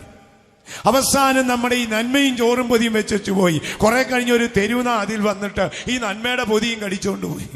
പുറകെ വന്നൊരു ജോലിക്കാരൻ വിളിച്ചു കൂവി, തെണ്ടടോ നന്മയുടെ ചോറും പൊതിയും കൊണ്ട് നാ പോകുന്നേന്ന്. അപ്പൊ ഈ നന്മ ഇങ്ങനെ കേറി ബെൽറ്റ് വഴി കേറിയിട്ട് നന്മ പറഞ്ഞ അത് നന്മയ്ക്കാണ്. എല്ലാവരും കൂടെ കൂവി, നായ ചോറും പൊതിയും കൊണ്ടുപോകുന്നത് നന്മയ്ക്കാണ്. ചോറും പൊതി പിടിച്ചു മേടിക്കാൻ ഇദ്ദേഹം നായയുടെ പുറകെ ഓടിയപ്പോൾ കൽക്കരിക്കനി ഇടിഞ്ഞു വീണ് 200ഓളം പേര് മരിച്ചു. അപ്പോൾ നാട്ടുകാർ പറഞ്ഞു, ചോറും പൊതിയും കൊണ്ട് നാ പോയത് നന്മയ്ക്കാണ്. ദൈവത്തെ സ്നേഹിക്കുന്നവന്, നിർണയപ്രകാരം വിളിക്കപ്പെട്ടവന്, നിന്റെ പ്രാണനെതിരെ സാത്താൻ ഒരുക്കുന്നതൊക്കെയും ഇന്നല്ലെങ്കിൽ നാളെ നിനക്ക് നന്മയ്ക്കായി തീരും. ഈ അറിവ് നിനക്കുണ്ടെങ്കിൽ കഷ്ടകാലത്തും ശുഭകാലത്തും പരീക്ഷകാലത്തും ഒരുപോലെ ദൈവത്തെ സ്തുതിക്കാം. വിശ്വസിക്കുന്നവർ കരങ്ങൾ ഉയർത്തി ശക്തിയായിട്ട് ഒരു ഹല്ലേലൂയ പറഞ്ഞോട്ടെ. സാത്താന് നമ്മളെ ഒന്നും തൊടാനൊക്കത്തില്ല. നമ്മൾ പലപ്പോഴും അറിയത്തില്ല സഹോദരങ്ങളെ, പലപ്പോഴും അറിയത്തില്ല. പാസ്റ്റർ ടി.യു. തോമസ് അവറുകൾ പ്രസംഗിക്കുമ്പോൾ കേട്ടിട്ടില്ലേ, പണ്ട് നമ്മുടെ ഇടയിൽ ഉണ്ടായിരുന്നൊരു വിശ്വാസി, അദ്ദേഹം കൽക്കട്ടയിൽ ഇരിക്കുമ്പോൾ ഒരിക്കൽ ബൈബിൾ സ്റ്റഡിക്കായി ഒരു ആർമി ഓഫീസറായിരുന്നു, ഒരു ക്യാപ്റ്റനായിരുന്നു. ആർമി മീറ്റിങ്ങിന് വരുമ്പോൾ പെട്ടെന്ന് തൻ്റെ ബൈക്ക് സൈഡിലേക്ക് ചരിഞ്ഞിട്ട് താൻ വീണു. തൻ്റെ വലതു കൈയുടെ ചൂണ്ടുവിരൽ മുറിഞ്ഞുപോയി. താൻ ദുഃഖത്തോടെ പാസ്റ്റർ നടരാജോ ഏതോ ഒരു പാസ്റ്ററായിരുന്നു, പാസ്റ്റർ അടുക്കൽ വന്നു മനോവേദനപ്പെട്ട് പറഞ്ഞു, പാസ്റ്ററെ എൻ്റെ കൈ ഇങ്ങനെ പോയി. പാസ്റ്റർ തോളത്ത് വിട്ടിട്ട് പറഞ്ഞു, സാറേ നന്മയ്ക്കാണ്. അദ്ദേഹം ഒരു പഞ്ചാബി ആയിരുന്നു, തനിക്ക് സഹിച്ചില്ല. അതെന്തൊരു ഭാഷയാണ്, എൻ്റെ ചൂണ്ടുവിരൽ പോയത് നന്മയ്ക്കാണ്. ഏതായാലും അദ്ദേഹം ഒന്നും പറഞ്ഞില്ല. എന്തോ ട്രീറ്റ്മെന്റ് ഒക്കെ ചെയ്തു, അതൊക്കെ കരിഞ്ഞു. വർഷങ്ങൾ പലത് കടന്നുപോയി. കാലങ്ങൾക്ക് ശേഷം ഇന്ത്യ ചൈന യുദ്ധം നടന്നു. യുദ്ധത്തിൽ ഇന്ത്യൻ ആർമി യുദ്ധത്തിന് പോകേണ്ടി വന്നു. ചൈന വളരെ പ്ലാൻ ചെയ്തുകൊണ്ടുള്ള ആക്രമണമായിരുന്നു.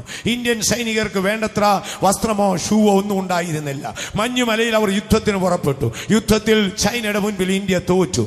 ആ യുദ്ധത്തിനായി പുറപ്പെടും മുൻപ് ആർമി ക്യാമ്പിൽ ഒരു ലീഡേഴ്സിനെ നോക്കിയെടുത്തു. അപ്പോൾ ഇദ്ദേഹത്തിനാണ് ചാൻസ്. പക്ഷേ ഇദ്ദേഹത്തിന്റെ ഹെൽത്ത് ഡോക്ടേഴ്സ് നോക്കിയിട്ട് പറഞ്ഞു, ഇദ്ദേഹത്തിന്റെ വലത് കരത്തിന്റെ ചൂണ്ട് വിരലില്ല. എമർജൻസി അത്യാവശ്യം വന്ന് തോക്ക് പിടിച്ച് കാഞ്ചി വലിക്കണമെങ്കിൽ ഈ ചൂണ്ടുവിരലില്ലാത്ത കൊണ്ട് തന്നെ അതിൽ നിന്ന് ഒഴിവാക്കി തന്റെ അസിസ്റ്റന്റിനെ ആ ഭാഗത്തേക്ക് അയച്ചു. ഇന്ത്യ ചൈന യുദ്ധത്തിൽ, വൻപൻ യുദ്ധത്തിൽ ഇന്ത്യ തോറ്റുപോയി. ആയിരക്കണക്കിന് പട്ടാളക്കാർ മഞ്ഞുമലയിൽ അകപ്പെട്ടുപോയി. എന്നാൽ ഇദ്ദേഹത്തിന് വീണ്ടും കരാറിൽ യുദ്ധം അവസാനിപ്പിച്ചപ്പോൾ നഷ്ടപ്പെട്ട ആയുധങ്ങളും ചത്ത പടയാളികളുടെ ശവശരീരം എടുക്കുവാനുള്ള ഡ്യൂട്ടി ഇദ്ദേഹത്തിനാണ് ഇട്ടത്. ഇദ്ദേഹം പോയി ഇങ്ങനെ JCB ഉപയോഗിച്ച് മഞ്ഞുമലകൾ ഇങ്ങനെ മാറ്റി ഒരു ബോഡി എടുക്കുമ്പോൾ തനിക്ക് പകരം ജോലിയിലേക്ക് പോയ ആളിന്റെ ഡെഡ് ബോഡി കിടന്നു. ഉടനെ താൻ കരങ്ങൾ ഉയർത്തി പറഞ്ഞു, കർത്താവേ, 13 വർഷങ്ങൾക്കപ്പുറം കൽക്കട്ട പട്ടണത്തിൽ വെച്ച് എന്റെ ബൈക്ക് മറിഞ്ഞ് എന്റെ ചൂണ്ടുവിരൽ പോയി. അന്നൊരു വിശുദ്ധൻ എന്നോട് പറഞ്ഞു, സാറേ, ഇത് നന്മയ്ക്കാണ്. പ്രിയ ദൈവ പൈതലേ, ശത്രു നിന്നെ തള്ളി, അവൻ നിന്നെ വേദനപ്പെടുത്തി, അവൻ നിന്നോട് യുദ്ധം ചെയ്തു. പക്ഷേ നീ ദൈവത്തെ സ്നേഹിക്കൊണ്ടു, അവന്റെ നിർണയത്തിൽ ഉൾപ്പെട്ടിരിക്കൊണ്ടു എനിക്കത് നന്മയാകുമെന്ന് വിശ്വസിക്കുന്നവർ കരങ്ങളൊന്ന് ഉയർത്തിപ്പിടിച്ചാട്ടെ. ഹല്ലേലൂയ വിളിക്കാൻ വരട്ടെ, ഹല്ലേലൂയ വിളിക്കാൻ വരട്ടെ. വിശ്വാസത്തോടെ ആണോ നിങ്ങൾ കരങ്ങൾ ഉയർത്തിപ്പിടിച്ചത്? അസിംഗമായ മനോവേദനയോടെയാണോ നീ വന്നിരിക്കുന്നത്? സാത്താൻ നിന്റെ പ്രാണനെ നിത്യം യുദ്ധം ചെയ്ത് കീഴടക്കുകയാണോ? ഇന്ന് രാത്രി ആകാശം മാറട്ടെ, ഭൂമി നീങ്ങട്ടെ, വള്ളിക്കോ പുള്ളിക്കോ മാറ്റമില്ലാത്ത ആ ദൈവ വചനം നിന്നോട് പറയുന്നു, അത് നിന്റെ നന്മയ്ക്കാണ്, അത് നിന്റെ നന്മയ്ക്കാണ്, അത് നിന്റെ നന്മയ്ക്കാണ്. വിശ്വസിക്കുന്നവർ കരങ്ങൾ ഉയർത്തി ശക്തിയായിട്ട് ഒരു ഹല്ലേലൂയ പറഞ്ഞോട്ടെ. പലപ്പോഴും നമ്മൾ അറിയുന്നില്ല സഹോദരൻ, ദൈവത്തിന്റെ പദ്ധതികൾ അഗോചരമാണ്. എത്രയോ കാര്യം ദൈവം അങ്ങനെ ചെയ്തിരിക്കുന്നു. എത്രയോ കാര്യങ്ങൾ നമ്മളെ ഒഴിവാക്കി വിട്ടിരിക്കും. അനർത്ഥങ്ങളുടെ കെണികളിൽ നിന്ന് ഒഴിവാക്കാനാണ് പലപ്പോഴും എന്ത് ചെയ്യുന്നത്, പലപ്പോഴും അങ്ങനെ വിടുന്നത്. ഞങ്ങളൊക്കെ സ്ഥിരം യാത്ര ചെയ്തു പോകുമ്പോഴും പലപ്പോഴും വഴി തെറ്റാറുണ്ട്. ഒരിക്കൽ ഞാൻ വാഹനം ഓടിച്ചു പോകുമ്പോൾ ഞാൻ ഉറങ്ങിയായിരുന്നു. ബ്രദർ ജോയി വാഹനം ഓടിക്കുകയാണ്. 40 കിലോമീറ്റർ. അദ്ദേഹം നല്ല ഡ്രൈവറാണ്, ഇന്ത്യ മുഴുവൻ ചുറ്റിക്കറങ്ങും. പക്ഷെ എന്തോ ട്രാക്ക് തെറ്റിപ്പോയി. 45 കിലോമീറ്റർ ഓടി. അതിനുശേഷം പറഞ്ഞ ചയ ഇങ്ങനെയൊന്നും സംഭവിച്ചു പോയി. ഞാൻ പറഞ്ഞു, കുഴപ്പമില്ല, അത് നന്മയ്ക്കാണ്. നീ പ്ലാൻ ചെയ്ത് വരുന്ന വഴിയിൽ എന്തെങ്കിലും പരിപാടി മറ്റവൻ ഒപ്പിച്ചിട്ടുണ്ട്, അതുകൊണ്ട് ദൂതൻ ഇങ്ങോട്ട് വിട്ടതാണ്. ഇനിയിപ്പോൾ ഒരു കാര്യം ചെയ്യും, 40 കിലോമീറ്റർ ഓടിയത് കുഴപ്പമില്ല, ഇങ്ങോട്ടങ്ങ് പോയിക്കാട്ടെ. നന്മയ്ക്കാണ് സഹോദരങ്ങളെ, നന്മയ്ക്കാണ്, നന്മയ്ക്കാണ്. ആ മുറിവുകൾ നന്മയ്ക്കാണ്, ആ വേദന നന്മയ്ക്കാണ്, ആ ഏകാന്തത നന്മയ്ക്കാണ്. ദൈവത്തെ സ്തുതിപ്പീൻ. ദുഃഖത്തിലും കഷ്ടത്തിലും സമൃദ്ധിയിലും എല്ലാം നമുക്ക് നമ്മുടെ ദൈവത്തെ സ്തുതിക്കാം. ദൈവം ദോഷമായിട്ടൊന്നും നമ്മളോട് ചെയ്യത്തില്ല. അടുത്ത ഭാഗത്തേക്ക് നമുക്ക് കടന്നു വരാം. ദൈവത്തെ സ്തുതിപ്പാൻ രണ്ടാമത്തെ അറിവ് ദാവീദിന്റെ അറിവാണ്. 139 സങ്കീർത്തനം അവിടെ 6 തുടങ്ങി 10 വരെയുള്ള വാക്യം. 6-ാം വാക്യത്തിൽ പറയുന്നു, ഈ പരിജ്ഞാനം എനിക്ക് ഗ്രഹിക്കാൻ ഒക്കുന്നില്ല. ഈ പരിജ്ഞാനം എനിക്ക് അത്യത്ഭുതമാകുന്നു, അത് എനിക്ക് ദൈവ പരിജ്ഞാനത്തെ കുറിച്ച് അറിവുണ്ട്. ദാവീദ് പറയാണ്, താഴേക്കുള്ള വാക്കുകളിൽ അദ്ദേഹം 4 കാര്യം എഴുതി. ഞാൻ സ്വർഗത്തിൽ കയറി, അപ്പോൾ നീ അവിടെ ഉണ്ട്. സ്വർഗത്തിൽ നമ്മൾ കയറിയപ്പോൾ ദൈവം ഉണ്ടെന്ന് പറയാൻ പ്രത്യേകിച്ച് പറയണോ? ദൈവം അവിടെ ഉണ്ടല്ലോ. ഞാൻ സ്വർഗത്തിൽ കയറി, അപ്പോൾ നീ അവിടെ ഉണ്ട്. അത് നിന്റെ ആത്മീയ ജീവിതത്തിൽ ഏറ്റവും ഉയർന്ന നാളുകളാണ്. ഓർമ്മയുണ്ടോ? ഓർമ്മയുണ്ടോ? സിയോന്റെ പടിവാതിക്കൽ ഇരുന്ന് ആനന്ദിച്ച നാളുകൾ ഓർമ്മയുണ്ടോ? പിന്നെ അടുത്ത വാക്ക്, ഞാൻ പാതാളത്തിൽ കിടക്ക വിരിച്ചു, അപ്പോഴും നീ ഉണ്ടായിരുന്നു. അതൊരു അത്ഭുതമല്ലേ? സ്വർഗത്തിൽ കയറിയപ്പം ദൈവമുണ്ട്, ദൈവം വിശുദ്ധനാണ്, അവിടെയുണ്ട്. അടുത്തത്, പാതാളത്തിൽ കിടക്ക വിരിച്ചപ്പോഴും നീ അവിടെയുണ്ട്. അതെന്താണ്? നിന്റെ ആത്മീയ ജീവിതത്തിലെ ഏറ്റവും താണ ദിവസം. ഓർമ്മയുണ്ടോ? ഓർമ്മയുണ്ടോ സഹോദരങ്ങളെ? നിന്റെ ആത്മീയ ജീവിതത്തിന്റെ ഏറ്റവും താണ ദിവസവും യേശു നിന്റെ അടുക്കൽ ഉണ്ടായിരുന്നു. നീ സിയോന്റെ പടിവാതിക്കൽ ദൈവത്തെ സ്തുതിച്ചപ്പോഴും, നിരാശനായി പാതാളവാതിക്കൽ കിടക്ക വിരിച്ചപ്പോഴും ദൈവം നിന്നോടുകൂടെ ഉണ്ട്. ഉയർച്ചയിൽ മാത്രമല്ല, താഴ്ചയിലും ദൈവം നിന്നോടുകൂടെയുണ്ട്. അടുത്ത വാക്ക്, ഞാൻ ഉഷസിന്റെ ചിറക് ധരിച്ച് സമുദ്രത്തിന്റെ അറ്റത്ത് പോയി. അത് നിന്റെ ഏകാന്തതയാണ്. ആശ്രയമറ്റവനായി, എല്ലാവരാലും കൈവിടപ്പെട്ടവനായി, നിന്റെ ദുഃഖങ്ങൾ മറ്റൊരാളോട് പറയാൻ കഴിയാത്ത വണ്ണം നീ ഏകാന്തതയിൽ പോയ നാളുണ്ടോ? അന്നും ദൈവം കൂടുണ്ട്. ഇനി അടുത്തത്, ഇരുട്ടെന്നെ മൂടിക്കളയട്ടെ എന്ന് ഞാൻ പറഞ്ഞു. ഇരുട്ടെന്നെ മൂടിയപ്പോഴും നീ വെളിച്ചമായി എന്നോടുകൂടെയാണ്. ഈ അറിവ് നിങ്ങൾക്കുണ്ടോ? ചിലർക്ക് ഇതറിയത്തില്ല. ചിലരെ അറിവ് സ്വർഗത്തിൽ കയറുമ്പോൾ ദൈവമുണ്ട്. അവിടെ ഇരുന്ന് താഴോട്ട് നോക്കിയിട്ട് നാട്ടുകാരെ മൊത്തം അങ്ങ് വിധിക്കും. അതാണ്, അയ്യോ അവന്റെ പോസ്റ്റ്മോർട്ടം റിപ്പോർട്ട് വരെ അങ്ങ് എഴുതും. അതാണ്, മേളിൽ സിയോന്റെ വടിക്കാതിക്ക് ഇരുന്ന് താഴോട്ട് നോക്കിയിട്ട് എഴുതും. പിറ്റേ ആഴ്ച എവിടെ ഇരിക്കും? അതല്ലേ രസം. പിറ്റേ ആഴ്ച നേരെ ശൂന്ന് താഴെ വന്നിരിക്കും. അതിനാ പറഞ്ഞ അവർ ആകാശത്തോളം ഉയർന്നു, ആഴത്തിലേക്ക് താണു. അപ്പൊ ഉയരുമ്പോ നിഗളിച്ച് ആരെയും വിധിക്കരുത്. നിരാശപ്പെടുമ്പോൾ ദൈവത്തെ വിട്ടു പോകരുത്. ഉയർത്തിയത് ദൈവമാണ്, താഴ്ത്തിയത് ദൈവമാണ്. കഴിഞ്ഞ ആഴ്ച സിയോന്റെ പടിവാതിക്കൽ ഇരുന്നു, സിയോന്റെ ആനന്ദം കൊണ്ട് തുള്ളിച്ചാടി. ഈ ആഴ്ച പാതാളവാതിക്കൽ കിടക്കുകയാണ്, മരണഭാഷങ്ങളെല്ലാം കൂടെ ചുറ്റി. ദൈവം കൈവിടുമോ?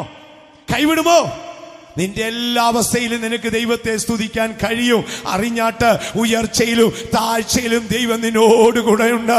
ഇരുളായ കഷ്ടരാത്രികളും ഇരുളായ അനീതി നിന്നെ മൂടി മറഞ്ഞപ്പോൾ വെളിച്ചമായി ദൈവം നിന്നോടുകൂടെയുണ്ട്.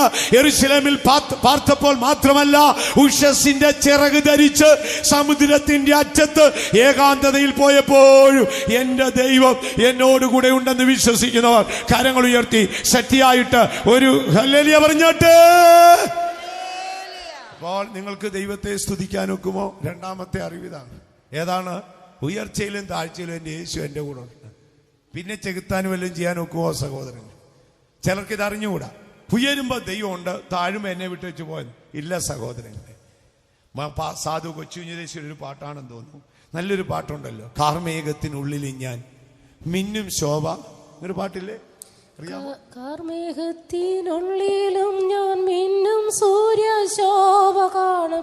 കാർമേഘത്തിനുള്ളിലും മിന്നും സൂര്യ ശോഭ കാണും. പരമരമേശ പരമരുളേശ നീയത്രയും രക്ഷാസ്ഥാനം. ദൈവത്തിന് മഹത്വം ഉണ്ടാകട്ടെ. ഇരുളേറിയ പാതയിൽ നീ പോകുമ്പോൾ നീ ഏകനല്ല. നീ പാതാളവാതിക്കൽ കിടക്ക വിരിച്ചു, അരിഷ്ടതയുടെ ചങ്ങല നിന്നെ പിടിച്ചു, യേശു നിന്റെ കൂടെ ഉണ്ടായിരുന്നു. നീ സ്വർഗത്തോളം കയറി, അന്നേരം യേശു നിന്റെ കൂടെ ഉണ്ടായിരുന്നു. നീ ഉഷസിന്റെ ചിറക് ധരിച്ച് സമുദ്രത്തിന്റെ അറ്റത്ത് പോയി, അന്നേരം യേശു ഉണ്ടായിരുന്നു. പ്രഗത്ഭയായ ഒരു സിനിമാ നടി രക്ഷിക്കപ്പെട്ടു വന്നു, രക്ഷയിലേക്ക് വന്നു, പിന്നെ പിന്മാറിപ്പോയി, പിന്നെ കഠിന മദ്യപാനിയായി പ്രാകൃതമായ അവസ്ഥയിലേക്ക് പോയി, ഒടുവിൽ രക്ഷയില്ലാതെ ആത്മഹത്യ ചെയ്യുന്ന അവസ്ഥയിലെത്തി. ആത്മഹത്യക്ക് വേണ്ടിയുള്ള കാര്യങ്ങളെല്ലാം വെച്ച് ഒരു അർദ്ധരാത്രിയിൽ കരയുമ്പോൾ യേശു അടുക്കൽ വന്നു, മോളെ വിളിച്ചു. ഭയപ്പെട്ടിങ്ങനെ നോക്കിയിട്ട് പറയാണ്, മോളെ നീ എന്നെ വിട്ടു പോകുമ്പോഴും എനിക്കറിയാം നീ എൻ്റെ അടുക്കൽ വരും. കാരണം എന്ത്? ഞാൻ നിന്നെ സ്നേഹത്തിന്റെ പാശം കൊണ്ട് ചുറ്റിയിരുന്നു. നീ മദ്യപാനിയായി തീരുമ്പോഴും മ്ലേച്ഛതകളിൽ യാത്ര ചെയ്യുമ്പോഴും നീ എന്നെ വിട്ട് 1000 മൈൽ ദൂരത്തിൽ പോകുമ്പോഴും ഞാൻ സ്നേഹത്തിന്റെ പാശം കൊണ്ട് നിന്നെ ചുറ്റിയിരുന്നു. ആ പാശത്തിന്റെ അഗ്രം എൻ്റെ കയ്യിലാണ്. നീ 1000 മൈൽ ദൂരം പോയാലും ഒടുവിൽ എൻ്റെ അടുക്കൽ വരുമെന്ന് എനിക്കറിയാം. പ്രിയ ദൈവവൈതലേ, നിന്റെ ഉയർച്ചയിലും നിന്റെ താഴ്ചയിലും നിന്റെ സമൃദ്ധിയിലും നിന്റെ ദാരിദ്ര്യത്തിലും യേശു നിന്നോടുകൂടെയുണ്ട്. വിശ്വസിക്കുന്നവർ കരങ്ങൾ ഉയർത്തി ശക്തിയായിട്ട് ഒരു ഹല്ലേലൂയ പറഞ്ഞോട്ടെ. അടുത്ത ഭാഗത്തേക്ക് നമുക്ക് കടന്നു വരാം. ദൈവത്തെ സ്തുതിക്കണമെങ്കിൽ എന്ത് ചെയ്യണം? നിങ്ങൾ ആഴമായി അറിഞ്ഞിരിക്കേണ്ട അറിവാണ് ഞാൻ നിങ്ങളോട് പറയും. അടുത്ത അറിവ് ഹബക്കുക്കിന്റെ അറിവാണ്. ഹബക്കുക്ക്, ബഹുമാനപ്പെട്ട ഹബക്കുക്ക് വിപ്രമാ രാഗത്തിൽ ഒരു സങ്കീർത്തനം എഴുതിയിട്ടുണ്ട്. അത് തന്റെ പുസ്തകത്തിൽ തന്നെ എഴുതി ചേർത്തിരിക്കുകയാണ്. ഹബക്കുക്കിന്റെ പുസ്തകം 3-ാം അധ്യായം 17-ാം വാക്യം. അത്തിവൃക്ഷം തളിർക്കയില്ല. ശ്രദ്ധിച്ചോണേ, ഞാനത് ഓടിച്ചു പറയാം. അത്തിവൃക്ഷം തളിർക്കയില്ല, മുന്തിരിവള്ളിയിൽ അനുഭവം ഉണ്ടാകുകയില്ല. അക്കാലത്തെ യഹൂദന്മാരുടെ സമ്പൽ സമൃദ്ധിയാണ് നമ്മൾ വായിച്ചു കേട്ടത്.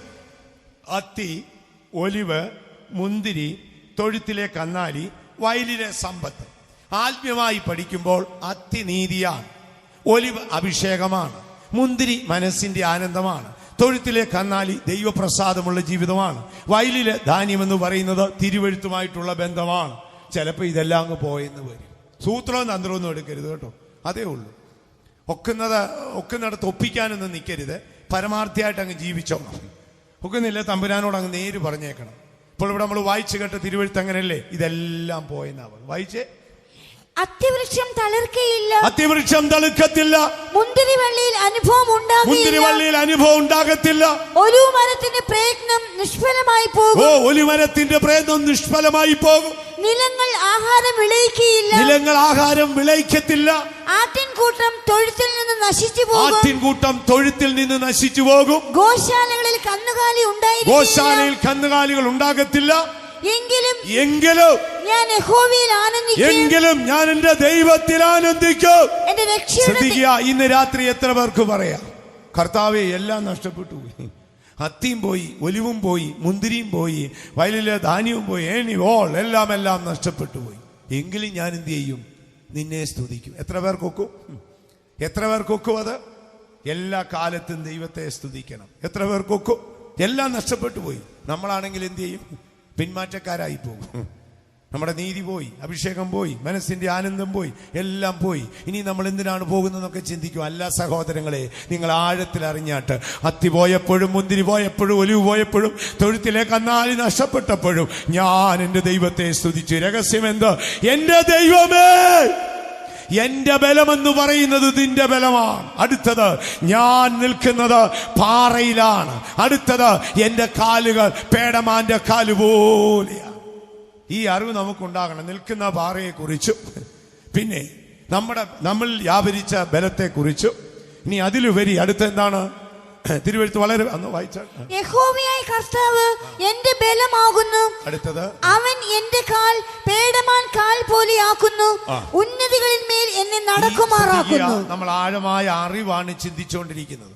തിരുവെഴുത്തിലെ ഭക്തന്മാർ എല്ലാ കാലത്തും ദൈവത്തെ സ്തുതിച്ച ഭക്തന്മാരുടെ അറിവാണ്. പൗലോസ് പറഞ്ഞു, സകലതും നന്മയ്ക്കായി തീരും. ചില കാര്യങ്ങളൊക്കെ ഞാൻ പറഞ്ഞല്ലോ, നമുക്കിങ്ങനെ മുള്ളുകളായി വെക്കും. പണ്ട് നമ്മുടെ ഇടയിൽ ഒരു പാസ്റ്റർ ഉണ്ടായിരുന്നു, പാസ്റ്റർ സാമിപ്പൻ. നിങ്ങൾക്ക് പരിചയം ഉണ്ടോ എന്ന് അറിഞ്ഞുകൂടാ. അപ്പൊ അദ്ദേഹത്തിന് IPCയുടെ സ്ഥാപക പാസ്റ്റർമാരിൽ ഒരാളായി K. എബ്രഹാം സാർ പറഞ്ഞു കൊടുത്ത ഒരു എക്സാമ്പിൾ എന്നോട് ഒരിക്കൽ പറയും. ബൈബിളിൽ ലില്ലി പുഷ്പം എന്നുണ്ട്. ലില്ലി പുഷ്പം, ഈ ലില്ലി പുഷ്പം എന്ന് പറഞ്ഞാൽ ഇസ്രായേൽ, പാലസ്തീൻ, നമ്മുടെ ഹിമാലയ ചരിവിലൊക്കെ കാണുന്ന ഒരു പ്രത്യേക സൈസ് ചെടിയാണ്. അതിന്റെ പ്രത്യേകത, അതിങ്ങനെ ഭൂമിയോളം പച്ച കിടക്കും. പക്ഷെ അതിന്റെ തണ്ട് നീളത്തിൽ വളരെ വളരെ ലഘുവായി നൈസായ ഒരു തണ്ടായിരിക്കും. അതിന്റെ തുമ്പത്ത് ചെമ്പരത്തി പൂവിന്റെ പോലൊരു പൂവുണ്ട്. പക്ഷെ അതിന്റെ മേളിൽ ഒരു നല്ല കവറുണ്ട്. അപ്പൊ ഈ കവർ ഉള്ളിടത്തോളം കാലം, കടുപ്പമേറിയ ഈ കവർ ഉള്ളിടത്തോളം കാലം എന്ത് ചെയ്യുന്നറിയാമോ? ഈ പൂ ഒരിക്കലും പൊട്ടത്തില്ല, പൂ തന്നെ പൊട്ടി മാറത്തില്ല. അതുകൊണ്ട് എന്ത് ചെയ്യുന്നറിയാമോ? ഈ ലില്ലി പുഷ്പങ്ങളുടെ ശിഖരങ്ങളൊക്കെ മുള്ളു വെച്ചിട്ടുണ്ട്. ഈ പുഷ്പം ഇങ്ങനെ വളർന്നു വന്ന് വളർച്ചെത്തിയാലുടനെ ഇത് പെതിയാടാൻ തുടങ്ങും. അപ്പോഴത്തെ ആ സൈഡിൽ ഒരു വളഞ്ഞ മുള്ളു നിപ്പുണ്ട്, അത് കയറി കവറിൽ പിടിക്കും. 5 നിമിഷം കഴിയുമ്പോൾ കാറ്റ് ഇങ്ങോട്ടടിക്കുമ്പോൾ അത്രയും ഭാഗം കീറി അങ്ങ് പോകും. ഇങ്ങനെ ഭാഗത്തേക്ക് വരുമ്പോൾ ഇവിടെ ഒരു മുള്ളുണ്ട്, ആ മുള്ള് കയറി ഇതിനെ പിടിക്കും. കാറ്റടിക്കുമ്പോൾ ഇങ്ങോട്ട് പോകും. ഒരു 2 സെക്കൻഡിനുള്ളിൽ ഈ കവറങ്ങ് പൊട്ടിപ്പോകും. പെട്ടെന്ന് ലില്ലി പുഷ്പം വിരിയും. നല്ല മനോഹരമായ പുഷ്പം, അതിൻ്റെ ഉള്ളിൽ മനോഹരമായ മധുരമുള്ള തേനുണ്ട്, നല്ല സുഗന്ധമുണ്ട്. അതിങ്ങനെ വിരിഞ്ഞു നിന്നാടാൻ തുടങ്ങും. സൂര്യോദയത്തിൽ വിരിയും, സൂര്യൻ അസ്തമിക്കുമ്പോൾ അസ്തമിച്ചു പോകും. പ്രിയ ദൈവമക്കളെ, ഇതിന്റെ മേളിൽ ഒരു കടുപ്പമായ കവറുണ്ട്. ആ കവറ് പൊട്ടിയാലേ ഇത് വിരിഞ്ഞു പുറത്തു വരൂ. നിങ്ങൾക്ക് ഈ ലില്ലി പുഷ്പത്തോട് കരുണ തോന്നി, അയ്യോ ആ മുള്ളു പാവപ്പെട്ടവനെ ഉപദ്രവിക്കുന്നെന്ന് പറഞ്ഞ് നിങ്ങളൊരു കറിക്കത്തിയും കൊണ്ട് പോയി ഇതിന്റെ 4 സൈഡിലെ മുള്ളങ്ങ് കളഞ്ഞെന്നിരിക്കട്ടെ. 4 സൈഡിലെ മുള്ളങ്ങ് അറുത്ത് കളഞ്ഞാൽ ഈ ലില്ലി പുഷ്പം അങ്ങോട്ടാടും. അയ്യോ അവിടെ കീറാനുള്ള മറിയാം അതിലേ പോയി, ഇങ്ങോട്ട് വന്നു, ഇവിടെ കീറാനുള്ളത് അങ്ങമ്മയും പോയി. പിന്നെന്ത് ചെയ്യും? അവസാനം അങ്ങോട്ടും ഇങ്ങോട്ടും ആടി കവറ് പൊട്ടാതെ പൊഴിഞ്ഞ് അതിൻ്റെ ചോട്ടി കിടന്ന് കാലം തീരും. എത്ര പേര് അങ്ങനെ ചത്തെന്നറിയാമോ? ഒരു ജന്മം വെറുതെ ആയി പോയി. അതുകൊണ്ട് മുള്ളൊന്നും ഒടിക്കാൻ ഇരിക്കരുത്. ദൈവം തമ്പുരാൻ വെച്ചിരിക്കുന്ന മുള്ളാണേ. ആ മുള്ളില്ലെങ്കിൽ നമ്മൾ പൊട്ടത്തില്ലെന്നേ. ആ മുള്ളിങ്ങനെ വെച്ചിരിക്കുക, 4 സൈഡിലും വളച്ചു പിടിപ്പിച്ചിരിക്കുക. നമ്മൾ അങ്ങോട്ടോ ആടിച്ചെന്ന് ആ മുള്ളിലോട്ട് മുട്ടും. മുള്ളു കൊളുത്തി വെച്ചിട്ട് ഇങ്ങോട്ട് വലിക്കും, ട്രെന്ന് അങ്ങോട്ട് കയറും, ഇപ്പുറം കയറും, പെട്ടെന്ന് പൊട്ടി മാറും, പെട്ടെന്ന് വിരിഞ്ഞു വരും. നിങ്ങൾ കറിക്കത്തിക്ക് ഈ മുള്ളു കളഞ്ഞ പിന്നെ എന്ത് സംഭവിച്ചു? പാവപ്പെട്ട ഈ ലില്ലി പുഷ്പം തെക്കോട്ടാടി, വടക്കോട്ടാടി, കിഴക്കോട്ടാടി, പടിഞ്ഞാറോട്ടാടി, മുള്ളില്ല. അവസാനം തന്നെ പൊട്ടാതെ വരുമ്പോൾ വയസ്സ് പിടിച്ച് ഇതിന്റെ ചോട്ടിൽ അസ്തമിക്കുക. എത്ര പേർക്ക് സംഭവിച്ചു? പ്രിയമുള്ളവരെ, ദൈവം തമ്പുരാൻ നമ്മുടെ ശുദ്ധീകരണത്തിനാണ് ഈ മുള്ളു വെച്ചിരിക്കുന്നത്. വിശ്വസിക്കുന്നവർ കരങ്ങൾ ഉയർത്തി ശക്തിയായിട്ട് ഒരു ഹല്ലേലൂയ പറഞ്ഞോട്ടെ.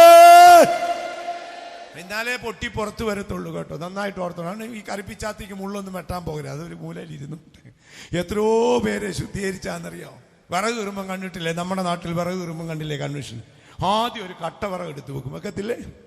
ആ കട്ട വിറകിന്റെ മേളിൽ വെച്ചാണ് പാവപ്പെട്ട വിറകിനെ മൊത്തം കീറുന്നത്. അതാണ്. എന്നിട്ട് ഈ കട്ട വിറക് തന്നെ പറയും, എടാ എത്ര പേരെ എന്റെ മുതുകത്ത് വെച്ച് കീറിയാണെന്ന് അറിയാമോടാ? എല്ലായിടത്തും ഉണ്ട് ദൈവമക്കളെ. ഒരു വലിയ വിറകും തടി വെച്ചേക്കും, അതിന് നല്ല കട്ടയാണ്, അതിലോട്ട് വെച്ചാണ് ഈ പാവപ്പെട്ട കൊച്ചു കമ്പുകളെല്ലാം വെട്ടിക്കേറി വെക്കണം. അപ്പോഴത്തേക്കിന് ഈ തടി ഈ മുട്ടത്തടി ചിന്തിച്ചു വെച്ചിരിക്കുന്നത് എല്ലാ കാലത്തും ഞാൻ ഇങ്ങനെ കീറിയിരിക്കും. നല്ല ദൈവമക്കളെ, വീട്ടിൽ കല്യാണം വരുന്ന ഒരു ദിവസമുണ്ട്, ശ്രദ്ധിച്ചിട്ടുണ്ടോ?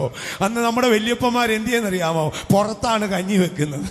പുറത്ത് കഞ്ഞി വെക്കുമ്പോൾ ഒരു 3 കല്ലെടുത്ത് വെച്ച്, വമ്പനൊരു ചെമ്പെടുത്ത് വെച്ച്, അതിൽ വെള്ളം ഒഴിച്ചിട്ട് ആദ്യം അകത്ത് കയറ്റി വെക്കുന്ന ആരാന്നറിയാമോ? ഈ കീറാമുട്ടികളൊക്കെ ഓർത്തോണം. എൻ്റെ മുതുകത്ത് വെച്ച് അനേകരെ കീറിയെന്ന് പറഞ്ഞാലും കല്യാണ ദിവസം നിന്നെ ആദ്യം വെച്ചിട്ട് 4 ചെറിയ കമ്പൂടെ വെച്ച് കത്തിക്കത്തുള്ളൂ. പണ്ടേ കാലത്തൊക്കെ കണ്ടിട്ടില്ലേ നമ്മുടെ വീടുകളിൽ? അവിടെ ഇങ്ങനെ കീറാമുട്ടി വീടിൻ്റെ സൈഡിൽ ഉരുട്ടി വെക്കുമ്പോഴേ അറിയാം എന്നെ കുട്ടിയുടെ കല്യാണം വരും, അന്നേരം ആയിക്കോട്ടെ എന്ന്. അപ്പന്മാരും മണ്ടന്മാരാണ്. അതുകൊണ്ട് ഓർത്തോളണം ദൈവമക്കളെ, ഉയർച്ചയിലും താഴ്ചയിലും ദൈവത്തെ സ്തുതിക്കണം. ഇനി അടുത്ത അറിവ് ഏതാണെന്നറിയാമോ? അടുത്ത അറിവ് ജോബിന്റെ അറിവാണ്. ജോബിന്റെ അനർത്ഥങ്ങളുടെ ഘോഷയാത്ര തന്നെ പിൻഗമിച്ചു. ഒരേ ദിവസം കുഞ്ഞുങ്ങളെല്ലാം മരിച്ചു, സമ്പത്തെല്ലാം നശിച്ചു, ശരീരമെല്ലാം രോഗത്തിന് അടിമപ്പെട്ടു. അനർത്ഥങ്ങളുടെ ഘോഷയാത്ര. നിൽക്കാൻ വയ്യ, കാലിലെല്ലാം വ്രണമാണ്. ഇരിക്കാൻ വയ്യ, നടുവിന്റെ ഭാഗത്ത് വ്രണമാണ്. കിടക്കാൻ വയ്യ, മുതുകിലെല്ലാം വ്രണമാണ്. ചരിഞ്ഞു കിടക്കാൻ വയ്യ, പള്ളയ്ക്കെല്ലാം വ്രണമാണ്. തല തുടങ്ങി കാൽപാദം വരെ ചാരത്തിലിരിക്കുകയാണ്. പുഴു ഇങ്ങനെ നുരഞ്ഞു താഴോട്ട് ചാടുകയാണ്. ഈ ചാരം വാരിയിടുമ്പോൾ പുഴുവിന്റെ ചൊറിച്ചിൽ ഇച്ചിരി കുറയും. ഇതിങ്ങനെ ചുരണ്ടിക്കൊണ്ടിരിക്കുകയാണ്. അദ്ദേഹത്തിന്റെ ഭാര്യ വന്ന് പറഞ്ഞു വിശ്വാസം ത്യജിച്ചു പോയി മരിച്ചാട്ട്. അപ്പോൾ അദ്ദേഹം എന്ത് ചെയ്യുന്നറിയാമോ? അദ്ദേഹത്തിന് ആഴത്തിലൊരു അറിവുണ്ട്. കുഞ്ഞുങ്ങൾ മരിച്ചെന്നു, സമ്പത്ത് നഷ്ടപ്പെട്ടെന്നു, ആടുമാടുകൾ നഷ്ടപ്പെട്ടെന്നു, ഒട്ടകം നഷ്ടപ്പെട്ടെന്ന് കേട്ടപ്പോൾ യോബ് എന്തു ചെയ്തു? അവൻ സാഷ്ടാംഗം വീണു. അവൻ പറഞ്ഞു, ദൈവം തന്നു, എന്റെ ദൈവം എടുത്തു, അവന്റെ നാമം വാഴ്ത്തപ്പെടുമാറാകും. ഈ അറിവ് നിങ്ങൾക്കുണ്ടോ? ദൈവ ഇഷ്ടം എന്താണ്? എല്ലാ കാലത്തും ദൈവത്തെ സ്തുതിക്കണമെങ്കിൽ എന്തു വേണം? സകലതും നന്മയ്ക്കാണെന്ന് ഏറ്റു പറയണം. അടുത്തത്, എല്ലായ്പ്പോഴും ഉയർച്ചയിലും താഴ്ചയിലും പാതാളത്തിലും സ്വർഗത്തിലും യേശു എന്നോട് കൂടെ ഉണ്ടെന്നുള്ള അറിവ്. അടുത്തത്, എൻ്റെ കാലുകൾ പാറയിലാണ് നിൽക്കുന്നത്, എൻ്റെ ബലം എൻ്റെ യേശുവിൻ്റെ ബലമാണ്, അവൻ എന്നെ സിയോനിലും യെരൂശലേമിലും കൊണ്ടെത്തിക്കും. അടുത്ത അറിവ്, എൻ്റെ ദൈവം എനിക്ക് തന്നു, എൻ്റെ ദൈവം എടുത്തു. വീണ്ടും പൗലോസ് കൊരിന്ത്യർക്ക് ലേഖനം എഴുതുമ്പോൾ അദ്ദേഹം 195 അടി വെച്ച് നമുക്ക് മനുഷ്യബുദ്ധിയിൽ ഉൾക്കൊള്ളാനൊക്കത്തില്ല. മധ്യധരണിക്കടലിന്റെ നടുവിൽ ഒരു ചെറിയ തടിക്കഷത്തെ പിടിച്ചു കിടക്കുകയാണ്. കൂറ്റൻ കടൽ സ്രാവുകളും കടൽ പാമ്പുകളും ഒക്കെ ഉള്ള ആ കടലിൽ അർദ്ധരാത്രിയിൽ ഒരു തടിക്കഷത്തെ പിടിച്ച് കടൽത്തരി ഇങ്ങനെ ആകാശത്തോളം പൊക്കി ആഴത്തിലേക്ക് താഴ്ത്തി ഇങ്ങനെ അടിച്ച് വലിച്ചൊരു ദ്വീപിക്കേറ്റി. നേരം പരാപരാ വെളുത്തു, ഭയങ്കര തണുപ്പ്. പാവപ്പെട്ട പൗലോസ്ലിഹ എന്ത് ചെയ്തു? വിറക് വെറുക്കാൻ പോയതാണ്. അവിടെ കണ്ട് കടൽ തീരത്തുള്ള ചുള്ളിക്കമ്പോൾ ഒടിക്കാൻ പോയപ്പോൾ ഒരു അണലി കടിച്ചു തൂങ്ങിക്കിടക്കുകയാണ്. തീയിലേക്ക് കുടഞ്ഞു കളഞ്ഞു. പിൽക്കാലത്ത് താൻ ലേഖനം എഴുതിയപ്പോൾ കൊരിന്ത്യർക്ക് എഴുതി വരുവാനിരിക്കുന്ന മഹിമയോർത്തപ്പോൾ ഇപ്പോഴത്തെ കഷ്ടം. ഒന്ന് വായിക്കാമോ? നൊടി നേരത്തേക്കുള്ള വായിച്ച 2 കൊരിന്ത്യർ 4:17. നൊടി നേരത്തേക്കുള്ള ഞങ്ങളുടെ ലഘുവായ സമയം കേട്ടോ. നൊടി നേരത്തേക്ക് നൊടി നേരത്തേക്കുള്ള ഞങ്ങളുടെ ലഘുവായ കഷ്ടം അത്യന്തം അനവധിയായി അത്യന്തം എണ്ണിത്തിട്ടപ്പെടുത്താൻ കഴിയാത്ത അത്യന്തം അനവധിയായ തേജസ്സിന്റെ ഈ അറിവ് നമുക്കുണ്ടാകണം. കർത്താവേ, നൊടി നേരത്തേക്കുള്ള എന്റെ ലഘുവായ കഷ്ടം അനന്ത നിത്യതയിൽ അത്യന്തമായ തേജസ്സാക്കി എന്നെ മാറ്റും. എല്ലാ കാലത്തും നിങ്ങൾ ദൈവത്തെ സ്തുതിക്കണം. ദൈവത്തിന്റെ ഇഷ്ടം എന്താണ്? 1, നിങ്ങൾ വിശുദ്ധരാകണം. 2, ഭൂമിയിൽ ജീവിക്കുമ്പോൾ നന്മ ചെയ്ത് ദോഷികളുടെ ആദരങ്ങളെ അടച്ചു കളയണം. അടുത്തത്, നിങ്ങൾ ദൈവിക പരിജ്ഞാനത്തിലേക്ക് വളർന്നെത്തണം. അടുത്തത്, ഏതു പാതയിലും ദൈവത്തെ സ്തുതിക്കണം. നമുക്ക് നമ്മുടെ കണ്ണുകൾ അടയ്ക്കാം. കഴിയുന്നിടത്തോളം എല്ലാവരും മുഴങ്കാൽമേലിരുന്നാട്ട് കർത്താവിന്റെ പാദപീഠത്തിലേക്ക് അടുത്തിയെന്നാട്ട്. നമ്മുടെ മീറ്റിംഗ് ഇപ്പോൾ ഇവിടെ അവസാനിക്കുകയാണ്. ദൈവ ഇഷ്ടം ചെയ്ത് വാഗ്ദത്തം പ്രാപിക്കണം.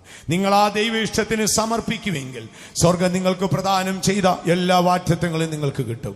പരിശുദ്ധാത്മാവിന് ഹൃദയങ്ങളെ ഏൽപ്പിച്ചു കൊടുത്താട്ട് ആത്മാവ് നമ്മുടെ ഹൃദയങ്ങളെ ഉണർത്തട്ടെ. കഴിയുന്നിടത്തോളം എല്ലാവരും മുഴങ്കാൽമേലിരുന്നാട്ട്. കർത്താവിന്റെ സാന്നിധ്യം നമ്മുടെ മധ്യം ഉണ്ടാകട്ടെ. ഒരു നിമിഷം നമ്മുടെ ദൃഷ്ടികൾ കർത്താവിലേക്ക് ഉയർത്താം. വാഗ്ദത്തം ചെയ്ത ദൈവം വിശ്വസ്തനാണ്. ഒന്നാമത് വിശ്വാസത്താൽ ആ വാഗ്ദത്തത്തെ നേടണം. രണ്ടാമത് ദീർഘക്ഷമയാൽ വാഗ്ദത്തം നേടണം. മൂന്നാമത് ദൈവ ഇഷ്ടം ചെയ്ത് വാഗ്ദത്തം നേടണം. പരിശുദ്ധാത്മാവിന്റെ ഹൃദയങ്ങളെ ഏൽപ്പിച്ചു കൊടുത്താട്ടെ. ദയവായി ദൈവ സാന്നിധ്യം നഷ്ടപ്പെടുന്നത് നമുക്കിടയിൽ ഉണ്ടാക്കാതെ കർത്താവിന്റെ ആത്മാവ് നമ്മുടെ ഹൃദയങ്ങളെ ഉണർത്തിക്കൊണ്ടേയിരിക്കട്ടെ. പരിശുദ്ധാത്മാവ് നമ്മുടെ മധ്യേ പ്രവർത്തിപ്പാൻ ഇടം കൊടുത്താട്ടെ. നമുക്കെല്ലാ കാലത്തും ദൈവത്തെ സ്തുതിക്കാം. നമുക്കൊന്നായി ദൈവവചനങ്ങളെ ഏറ്റുപറയാം. എന്താണ് കർത്താവ് പൗലോസ് പറഞ്ഞത്? സകലതും നന്മയ്ക്കാണ്, സകലതും നന്മയ്ക്കാണ്. ഒരു നിമിഷം കണ്ണുകൾ അടച്ച് ആ വചനങ്ങൾ നമുക്ക് ഏറ്റുപറയാം. പ്രിയ ദൈവവൈതലേ, നിന്റെ ഉയർച്ചയിലും താഴ്ചയിലും സമൃദ്ധിയിലും ദാരിദ്ര്യത്തിലും എല്ലാറ്റിലും നിനക്ക് നിന്റെ ദൈവത്തെ സ്തുതിപ്പാൻ കഴിയും. എന്ത് ചെയ്യണം? നീ പറഞ്ഞാട്ട് എല്ലാം നന്മയ്ക്ക്. വലതു കരങ്ങൾ ഉയർത്തിപ്പിടിച്ചാട്ട് വിശ്വാസത്തോടെ ഏറ്റു പറഞ്ഞാട്ട്, വാഗ്ദത്തം ചെയ്ത ദൈവം വിശ്വസ്തനാണ്. എന്നോട് വാഗ്ദത്തം ചെയ്ത ദൈവം വിശ്വസ്തനാണ്. 1000 വർഷം കഴിഞ്ഞാലും എനിക്കത് നിവർത്തിച്ചു തരും. ഞാൻ കണ്ട ദർശനം എന്നിൽ നിറവേറും. എന്നിൽ പകർന്ന അഭിഷേകം എന്നെ പൂർണ്ണതയിൽ കൊണ്ടെത്തിക്കും. മോശയിൽ കണ്ട സൗന്ദര്യം പോലെ എന്റെ പിതാവ് എന്നിൽ കണ്ട സൗന്ദര്യം ഒരു നാൾ വെളിപ്പെട്ടു വരും. എന്റെ ദൈവം ഒരിക്കലും എന്നെ അനാഥനായി വിടത്തില്ല. വിശ്വാസത്താൽ ഞാൻ ആ വാഗ്ദത്തം നേടിയെടുക്കും. ദീർഘക്ഷമയാൽ ഞാൻ ആ വാഗ്ദത്തം നേടിയെടുക്കും. അതിലുപരി എന്റെ ദൈവത്തിന്റെ ഇഷ്ടം ചെയ്ത് ഞാൻ ആ വാഗ്ദത്തം നേടിയെടുക്കും. ദോഷമായിട്ട് ആർക്കും എന്നോട് ഒന്നും ചെയ്യാനൊക്കത്തില്ല. കരങ്ങൾ ഉയർത്തിപ്പിടിച്ചാട്ടെ, ഏറ്റു പറഞ്ഞുകൊണ്ടിരുന്നാട്ട് എല്ലാം നന്മയ്ക്കാണ്, സകലതും നന്മയ്ക്കാണ്. പരിശുദ്ധാത്മാവിന്റെ ഹൃദയങ്ങൾ ഏൽപ്പിച്ചു കൊടുത്താട്ട് ഏറ്റു പറഞ്ഞുകൊണ്ടേ ഇരുന്നാട്ട് സകലതും നന്മയ്ക്കാണ്, സകലതും നന്മയ്ക്കാണ്. ദൈവത്തെ സ്നേഹിക്കുന്ന എന്റെ ജീവിതത്തിൽ അതെല്ലാം നന്മയ്ക്കാണ്. അതിലുപരി ദൈവമേ, നിന്റെ കരുതലിന്റെ പരിജ്ഞാനം വലുതാണ്. ഞാൻ സ്വർഗത്തിൽ കയറിയപ്പോൾ മാത്രമല്ല, ഞാൻ പാതാളത്തിലായപ്പോഴും നീ എന്നോടുകൂടെ ഉണ്ടായിരുന്നു. ഇരുളേറിയ എന്റെ ജീവിതത്തിൽ നിന്റെ തേജസ് എന്നോടുകൂടെ ഉണ്ടായിരുന്നു. ഏകാന്തതയിൽ ഞാൻ അലഞ്ഞപ്പോഴും നീ എന്നോട് കൂടെ ഉണ്ടായിരുന്നു. കർത്താവേ, എല്ലാം നഷ്ടപ്പെട്ടു പോയി. നിന്നെ ദർശിപ്പാനുള്ള നീതി എനിക്ക് നഷ്ടപ്പെട്ടു പോയി. എൻ്റെ മനസ്സിലെ ആനന്ദം നഷ്ടപ്പെട്ടു പോയി. എൻ്റെ ആത്മീയാഭിഷേകം നഷ്ടപ്പെട്ടു പോയി. എൻ്റെ പ്രാർത്ഥനാ ജീവിതം നഷ്ടപ്പെട്ടു പോയി. തിരുവഴുത്തില് ധ്യാനിപ്പാനുള്ള ശേഷി എനിക്ക് നഷ്ടപ്പെട്ടു പോയി. എങ്കിലും ഞാൻ വിശ്വസിക്കുന്നു കർത്താവേ, നീ എൻ്റെ ബലം ബലമാണ്. ഒന്ന് ഏറ്റു പറഞ്ഞാട്ട്, നീ എന്റെ ബലമാണ്, നീ എന്റെ ബലമാണ്. ദൈവമേ, നീ എന്റെ ബലമാണ്. എന്റെ കാലുകൾ ഇന്ന് പാറയിലാണ് നിൽക്കുന്നത്.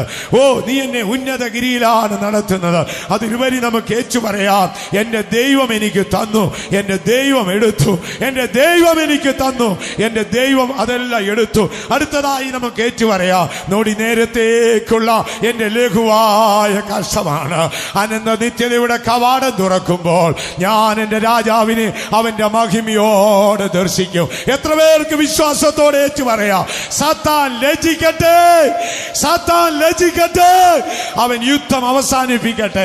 ദോഷമായിട്ടൊന്നും ദൈവം നമ്മളോട് ചെയ്യത്തില്ല.